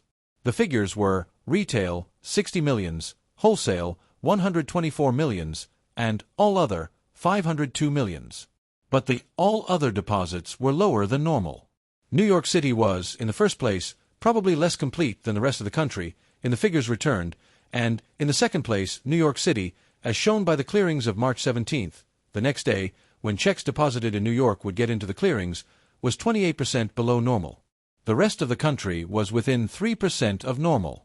Not to refine matters too much, we shall, on the assumption that the variable element in New York deposits is connected with the stock exchange, as shown by Mr. Silberling's correlations and other considerations, and on the assumption that deposits connected with the stock market appear in the all other deposits, add a little over 20% of New York's total of 198 millions, or 40 millions, to the all other deposits for the country, leaving the wholesale and retail deposits unchanged. What error there is in this is favorable to the wholesale and retail deposits. Our proportions, then, are retail, 60, wholesale, 124, all other, 542, total, 726. If the retail deposits correctly represented retail trade, we could then say that retail trade was a little less than 1/12 of the whole, and wholesale trade about 1/6. But there are many speculative transactions engaged in by wholesalers, and a good many by retailers. The writer knows a small delicatessen dealer on Amsterdam Avenue, in New York, who frequently speculates in eggs and canned goods. A colleague in the Harvard Graduate School of Business Administration is authority for the statement that speculation in canned goods and some other things is quite common among retailers, particularly hedging by the use of futures in canned goods. Speculation among wholesalers is very extensive. The same is true of manufacturers. The same authority cited some cotton manufacturers whose profits from cotton speculation are greater than their profits from manufacturing. We shall see reason to suppose that a very substantial part of manufacturers' deposits were included in the wholesale deposits. That the figures for retailers' deposits exaggerate the retail trade may appear from several considerations. 1. The proportion of checks to cash reported is too high, 73.2%. Dean Kinley allows 5% of the checks deposited to be accommodation checks, cashed for customers, rather than taken in trade. 2.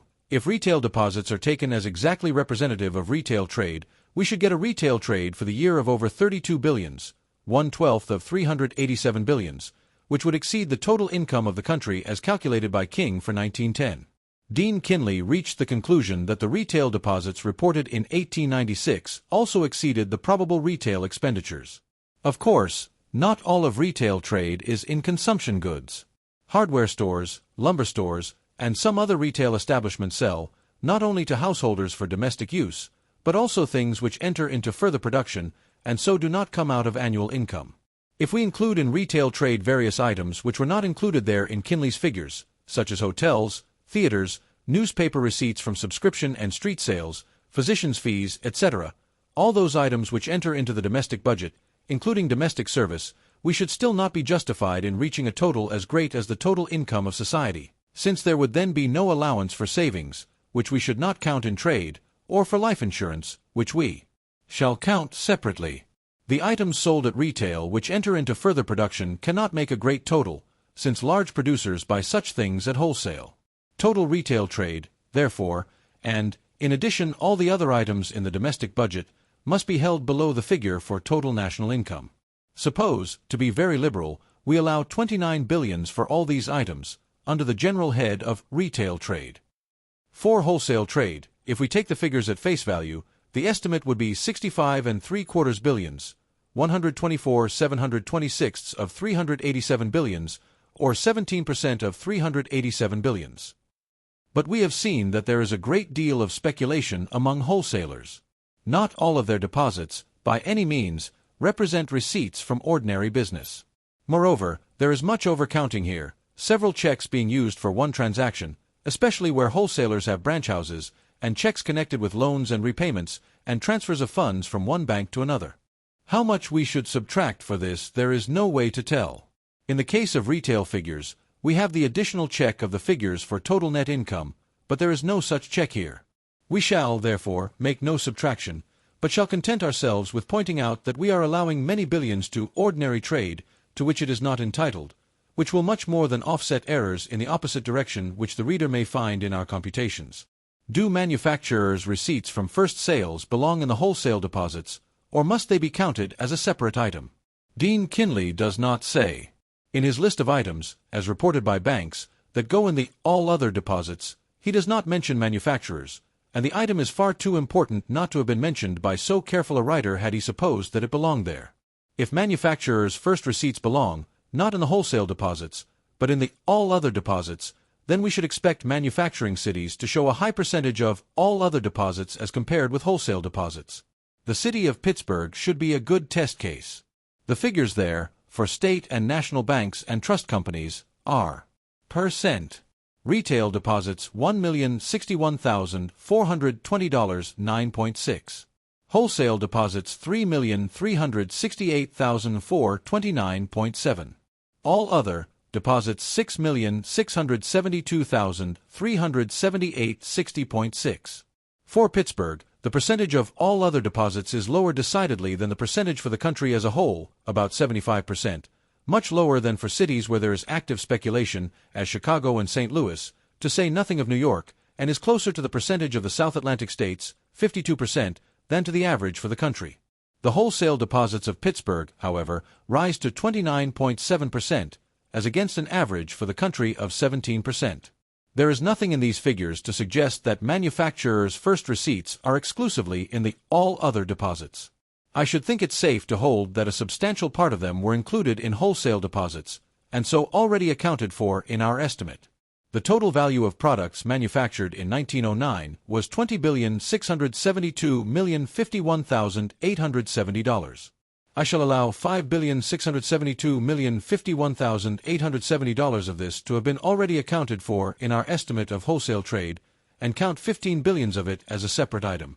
If there is an error here, it is very much more than offset by our failure to subtract anything from the wholesale figures for speculation. I think it probable that much more of the figures for manufactures should be assigned to the wholesale figures than I have assigned.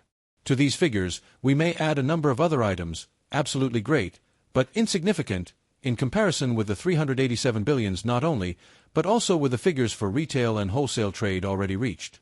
These are, total farm value of farm products, not nearly all of which is sold off the farm, $8,760,000,000, total mineral products, $1,886,772,843, total mill value of lumber, $684,479,859, total life insurance premiums, much of which is savings, and in no proper sense trade, $748,027,892, total fire, marine, casualty and miscellaneous insurance, $362,555,850, total wages and salaries, $14,303,000,000, total land rent, $2,673,000,000, and the items for railway gross receipts, post office, telegraph, already mentioned.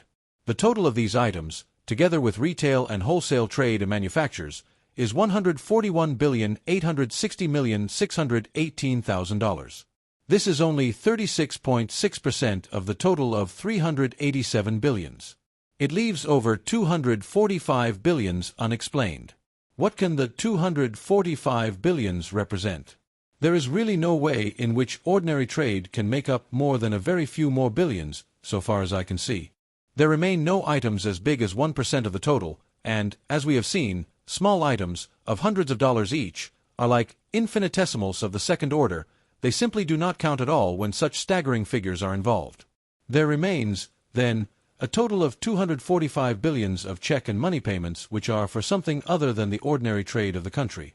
What do these payments represent?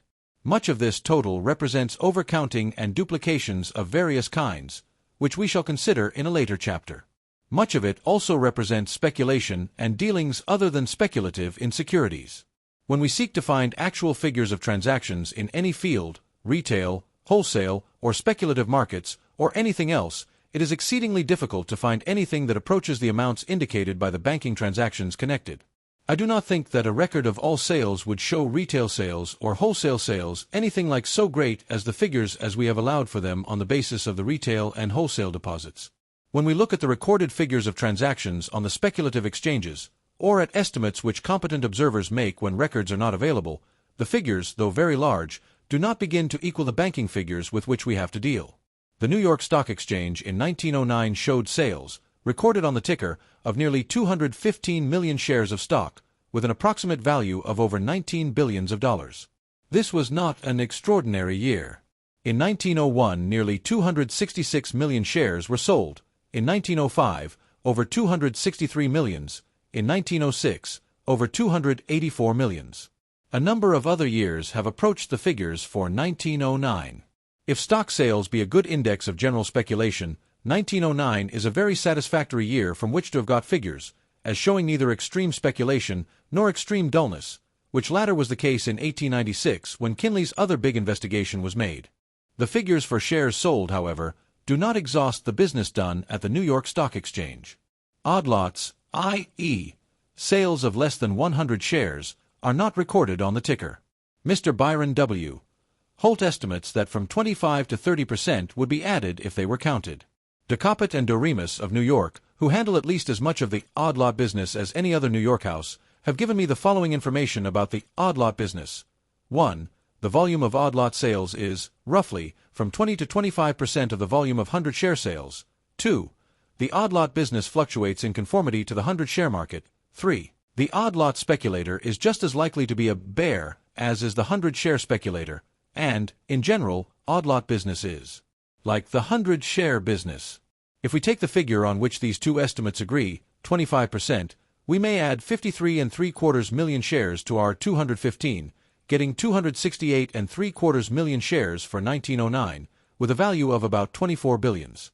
Bond sales recorded would add about 1 billion more. There are, further, some unrecorded sales, indeterminate in amount, but sometimes very substantial, when brokers have a number of stop-loss orders. They match these before the market opens, and, if the prices are reached in the actual trading, these sales become effective automatically, without getting on the ticker.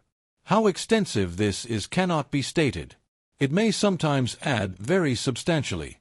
Thus, on the floor of the New York Stock Exchange, we have dealings in excess of 25 billions for 1909. This is nearly as large as the figure we have assigned, on the basis of the bank figures, to total retail trade of the country, and it may well exceed the retail trade in fact. Recorded sales on other stock exchanges do not, in the aggregate for the country, bulk very large. For 1910, when New York shares reached 164 millions, the total for Boston, Philadelphia, Chicago, and Baltimore was something over 21 million shares. The New York curb has had million share days, but the average value of shares is low. But the dealings on the floors on the exchanges and curbs are far from all of the dealings in securities. Only securities which have been admitted by the authorities are dealt in on the exchanges. The volume of unlisted securities is enormous. Moreover, not all, by any means, of the sales of listed securities take place on the floors of the exchanges.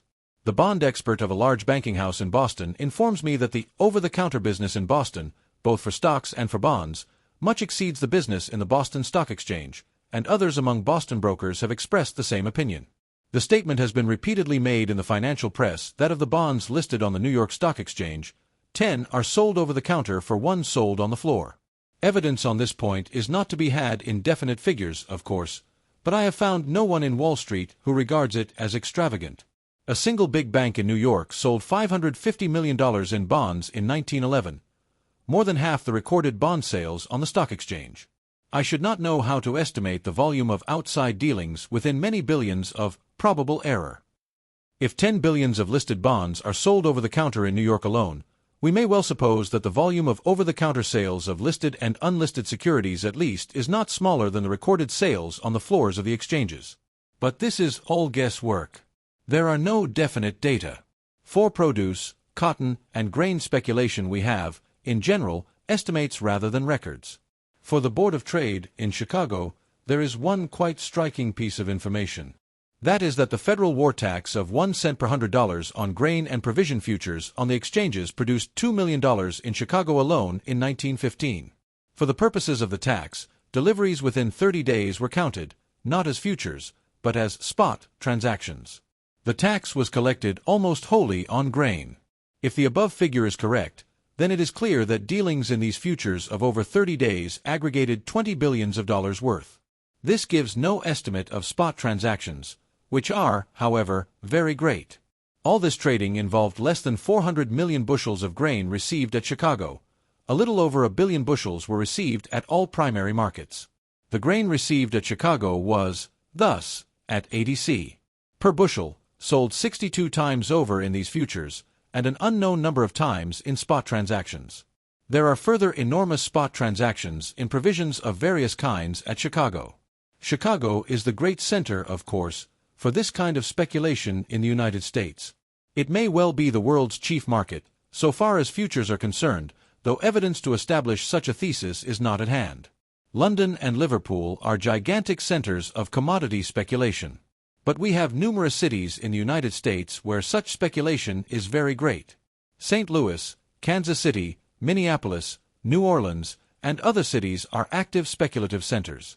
New York, while small in its volume of grain and produce speculation as compared with Chicago, is the world center for cotton speculation, and the world center for futures in coffee, though yielding precedence to Havre, Santos and Hamburg, ordinarily, in the volume of spot coffee transactions, and though handling only a very small amount of spot cotton. The volume of cotton sold in an ordinary year in New York is 50 million bales, though only about 160,000 bales are ordinarily received there in a year.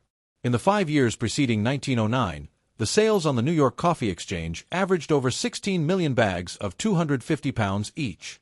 In 1915, $32 million were deposited as margins in connection with this speculation in coffee, and in ordinary years this runs from 25 to 30 millions, according to the treasurer of the exchange.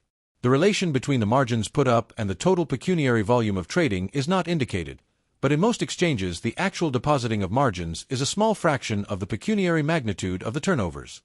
Both the cotton and the coffee exchanges are international centers. The coffee exchange now handles large transactions in sugar, also. Contacts between the organized exchanges and ordinary business are very numerous. Producers in every line who can do so protect themselves by hedging in the exchanges which deal in their raw materials. This is a commonplace, so far as millers are concerned.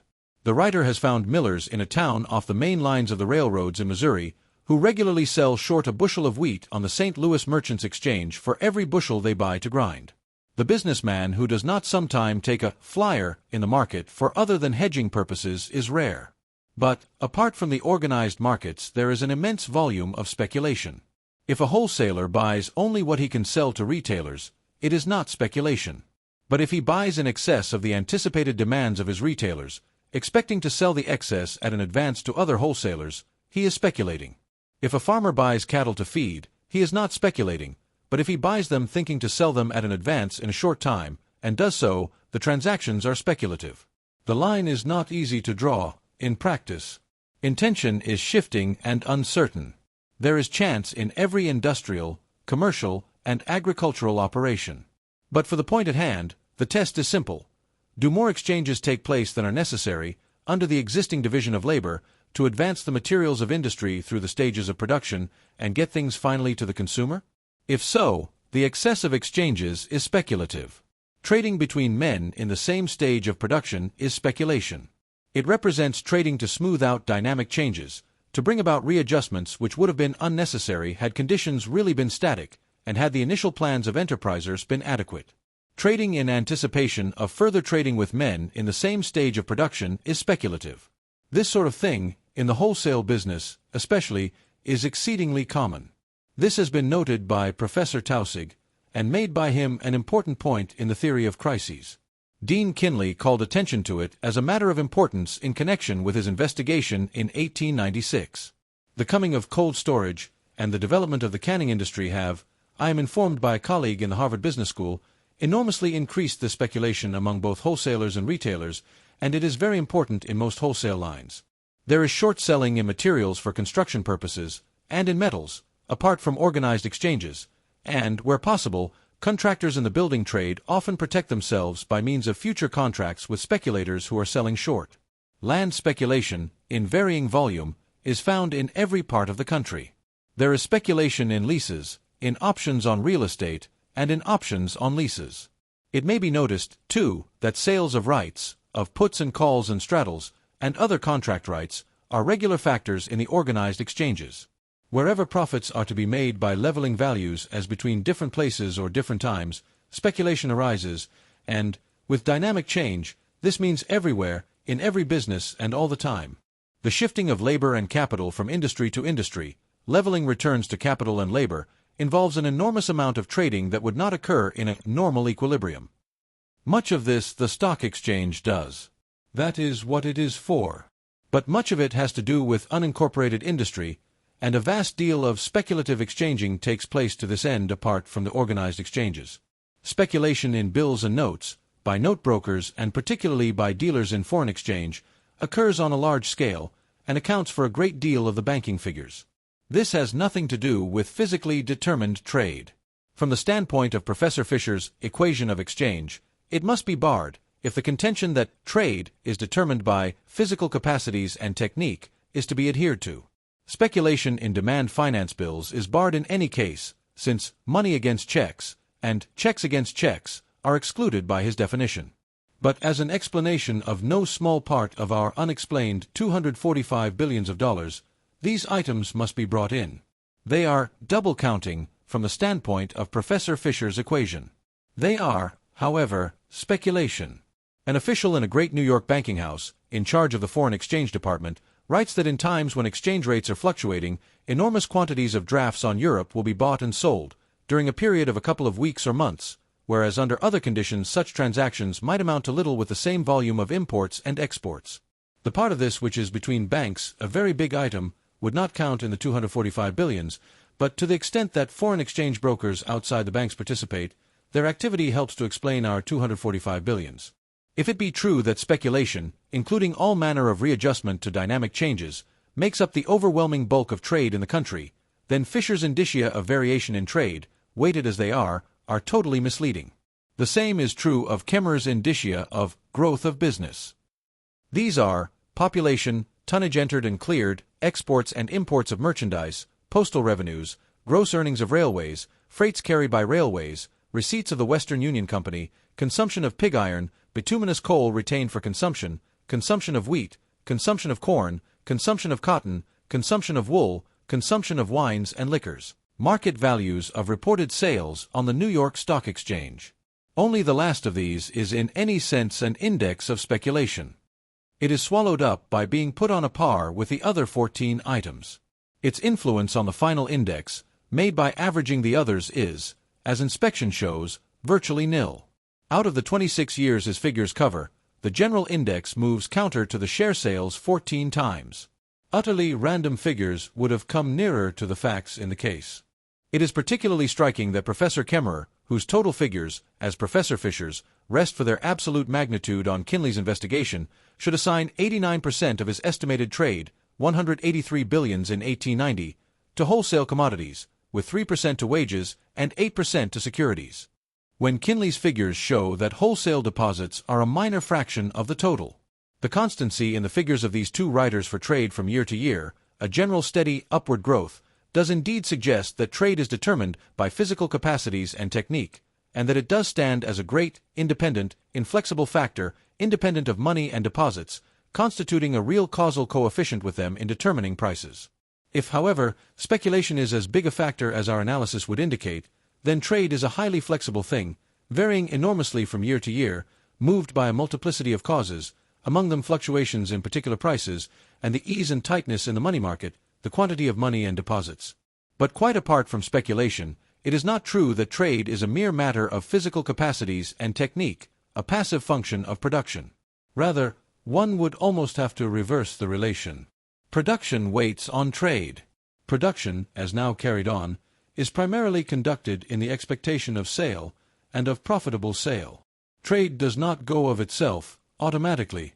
Rather, it is a highly difficult matter, calling for the highest order of ability and the labor of innumerable men. In general, I think it's safe to say that in ordinary times, the manufacturer loses vastly more sleep over the question of how he shall market his output than he does over the question of how he shall produce it. A clerk in the Westinghouse Air Brake Company, engaged in the accounting department, spoke recently to the writer of the productive end of the business. On inquiry, it developed that he meant the selling department. He stated that the manufacturing department also, in the language of the employees in that corporation, would also be termed productive, but that the selling department was the productive department. If one reflects a little as to the proportion of costs that go into selling, as compared with technical production, I think my point will be clearer. Advertising has developed so enormously that it needs little discussion. It has been stated that the Sapolio people once tried, after their reputation seemed thoroughly established, to stop advertising, with such disastrous results that very extraordinary efforts were required to re-establish the brand. Number 2 wheat is not advertised in the great magazines, but innumerable brands of flour get newspaper and magazine advertising, some of them in such a periodical as the Saturday Evening Post, and even those which are locally consumed are commonly advertised in the local press. Nor is it only finished products, of the sort that must be sold to the fickle public, that involve these heavy selling costs. The writer has in mind a corporation producing a high-grade type of glazed retort, in the production of which it has virtually a monopoly, since the clay with which it is made does not coexist with the skill to make it in any other place. The particular product is an indispensable part of many important technical processes. Substitutes made of other clays, and by other companies, are known by the trade to be unsatisfactory. The buyers are all highly trained businessmen. Here, if anywhere, selling costs should be slight. But the chief selling agent of the corporation has found it necessary, in order to keep the business going, to incur huge expenses for entertaining his customers, finds it necessary to incur great traveling expenses, to use only the most expensive hotels, and, incidentally, to drink a great deal more than his personal inclinations would call for, in keeping the business for his house. I waive discussion of the extraordinary fees which a trust promoter makes in effecting a consolidation of big business units, a process of exchange. I am speaking now of the ordinary costs involved in ordinary trade. The army of traveling salesmen, the body of stenographers who write letters with various follow-ups, in the effort to get more business, the growing complexities of such letter writing, in which all suspicion of circularizing must be allayed, 1-cent stamps being absolutely taboo. These things are the commonplaces of business. They are in the primers in the commercial colleges and schools of commerce. Only the orthodox economist, with his doctrine of the impossibility of general overproduction, is ignorant of them. This feature of modern business has been much elaborated in a recent book which has not received the attention it merits, though its strength is rather in criticism than in constructive doctrine. I refer to Dibley, The Laws of Supply and Demand. Dibley makes an interesting contrast between commercial and manufacturing cities, maintaining that the former necessarily outgrow the latter, a contention which London, New York, Chicago, and other places strikingly illustrate. He presents a truly remarkable fact about London. A recent report of the Commission on London Traffic states that there were in London 638 factories registered as coming under the Factory Acts, with an average horsepower of 54. The total power employed within the London area under the Factory Acts, chiefly used in newspaper printing, was 34,750 horsepower, just one half of what is required for the steamship Mauretania. This is the greatest city in the world. What do its millions do for a living? The town of Oldham, he asserts, with 100,000 inhabitants, has spindle capacity enough to supply more than the regular needs of the whole of Europe in the common counts of yarn. To market the output of Lancashire, the merchants and warehousemen of Manchester and Liverpool, not to mention the marketing organization contained in other Lancashire towns, have a greater capital employed than that required in all the manufacturing industries of the cotton trade.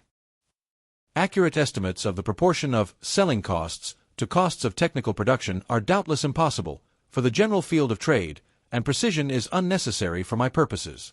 Dibley's conclusion, after contrasting retail and wholesale prices, and analyzing the expenses incurred in selling prior to the wholesale stage, is that the cost of marketing is at least equal to real cost of production, occasionally only slightly below it, and often far above it, 62. If one considers how large the item of goodwill often bulks in the value of going concerns, Good will being in large degree often just a capitalization of prior costs of this nature. Dibley's estimate need not be exaggerated.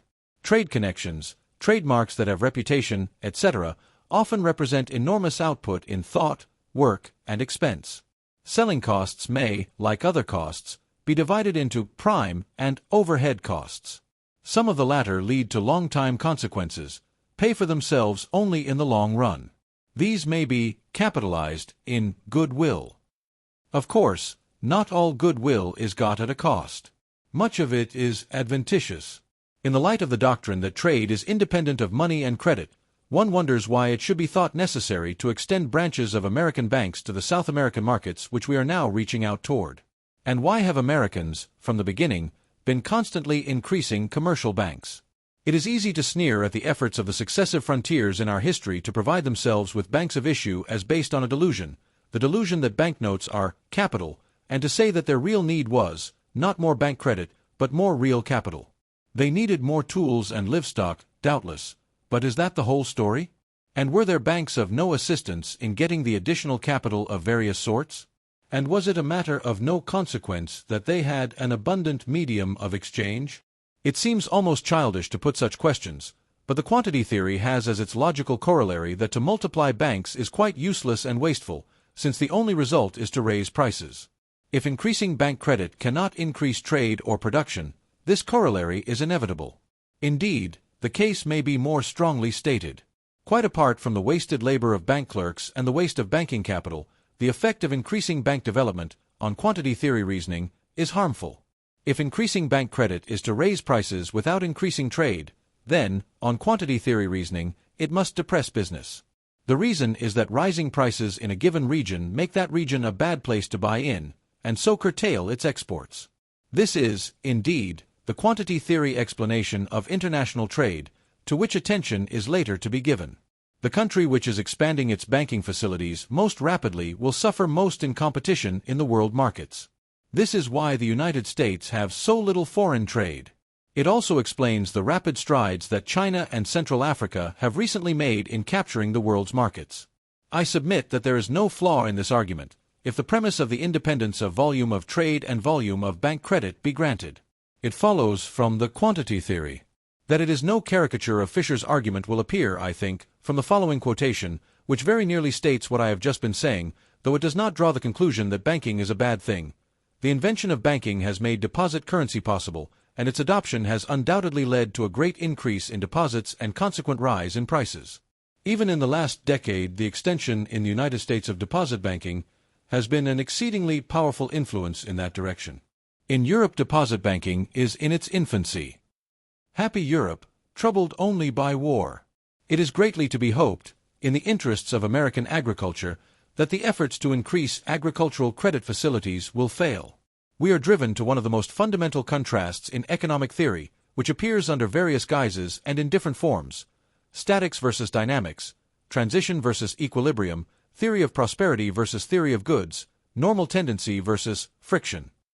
Perhaps Professor Fisher, and the quantity theorist in general, would dismiss many of these considerations as not applicable to the general principle, which is a normal or static or long-run law, not subject to considerations of this sort. It is scarcely open to Fisher to defend himself this way, because of his exceedingly uncompromising statement regarding even transitional relations between volume of trade and money and credit. I shall not reply to anyone who offers such an objection by a general tirade against static economics. I believe thoroughly in the method of economic abstraction, and in reaching general principles by ignoring, provisionally, in thought the friction and disturbing tendencies which often make the first approximations look somewhat unreal. But I raise this question: to what feature of our economic order do we chiefly owe it that we can make such abstractions? By virtue of what does friction disappear? What is it that makes our abstract picture of economic life, as a fluid equilibrium, with its nice marginal adjustments, its timeless logical relations, correspond as closely as it does to reality? The answer is money and credit. It is the business, the function, of money and credit, as instruments of exchange, to bring about the fluid market, to overcome friction, to effect rapid readjustments, to give verisimilitude to the static theory, to make the assumptions of the static theory come true. Where exchange is easy and friction slight, There will not be two prices for the same good in the same market. Speculators, seeking profits of fractions of a point, will prevent that. By multiplying exchanges, they will level off values and prices. Because money and credit have done their work so thoroughly in the great market, it is possible for men to talk about static theory and to work out economic laws in abstraction from friction, transitions, and the like. In the static state, all speculation is banished. There are no price fluctuations to be smoothed out, no new prospects to be discounted, no uncertainties to be guarded against by hedging. Seasonal goods will, of course, have to be carried over from one season to the next, but this will involve merely warehousing, and the use of capital. Time speculation, involving many sales, does not come in. One sale to the capitalist who carries the seasonal goods, with a sale by him to the man who means to use them, will suffice. It has been shown before that the great bulk of trade is speculation. But speculation is banished from the static state. Speculation is a function of dynamic change, waxing and waning with the degree of uncertainty that exists, the new conditions to which readjustments have to be made, the transitions that have to be effected.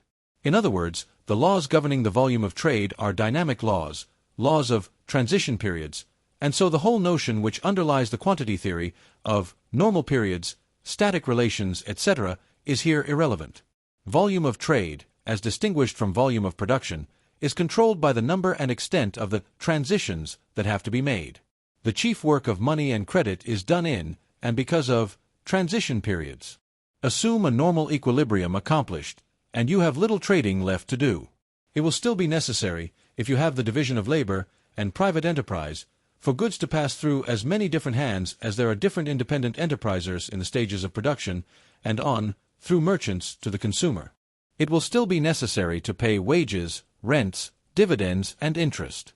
But there will be no selling of lands, of houses, of factories, of railroads, or of securities representing these. By hypothesis, these are already in the hands best qualified to hold them. The static equilibrium presents mobility without motion, fluidity without flow. The static picture is a picture of completed adjustment, where no one has an incentive to change his work or his investments, because he has already done the best that he can for himself.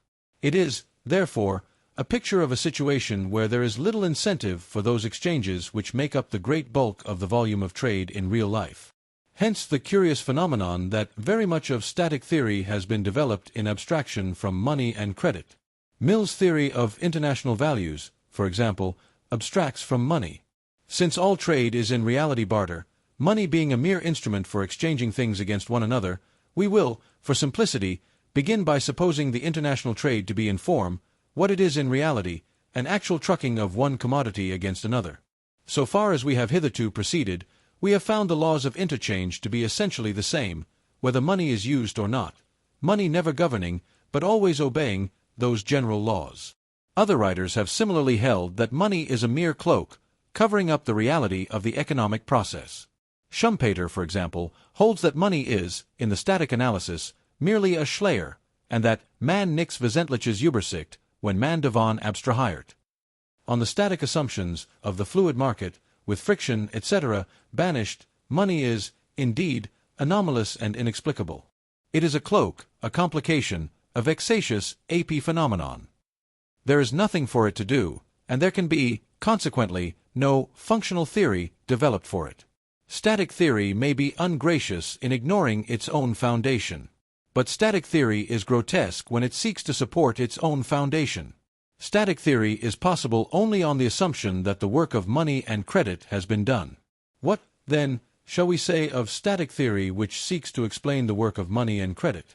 Yet precisely this is what is undertaken by the quantity theory, with its normal or static laws of money and credit.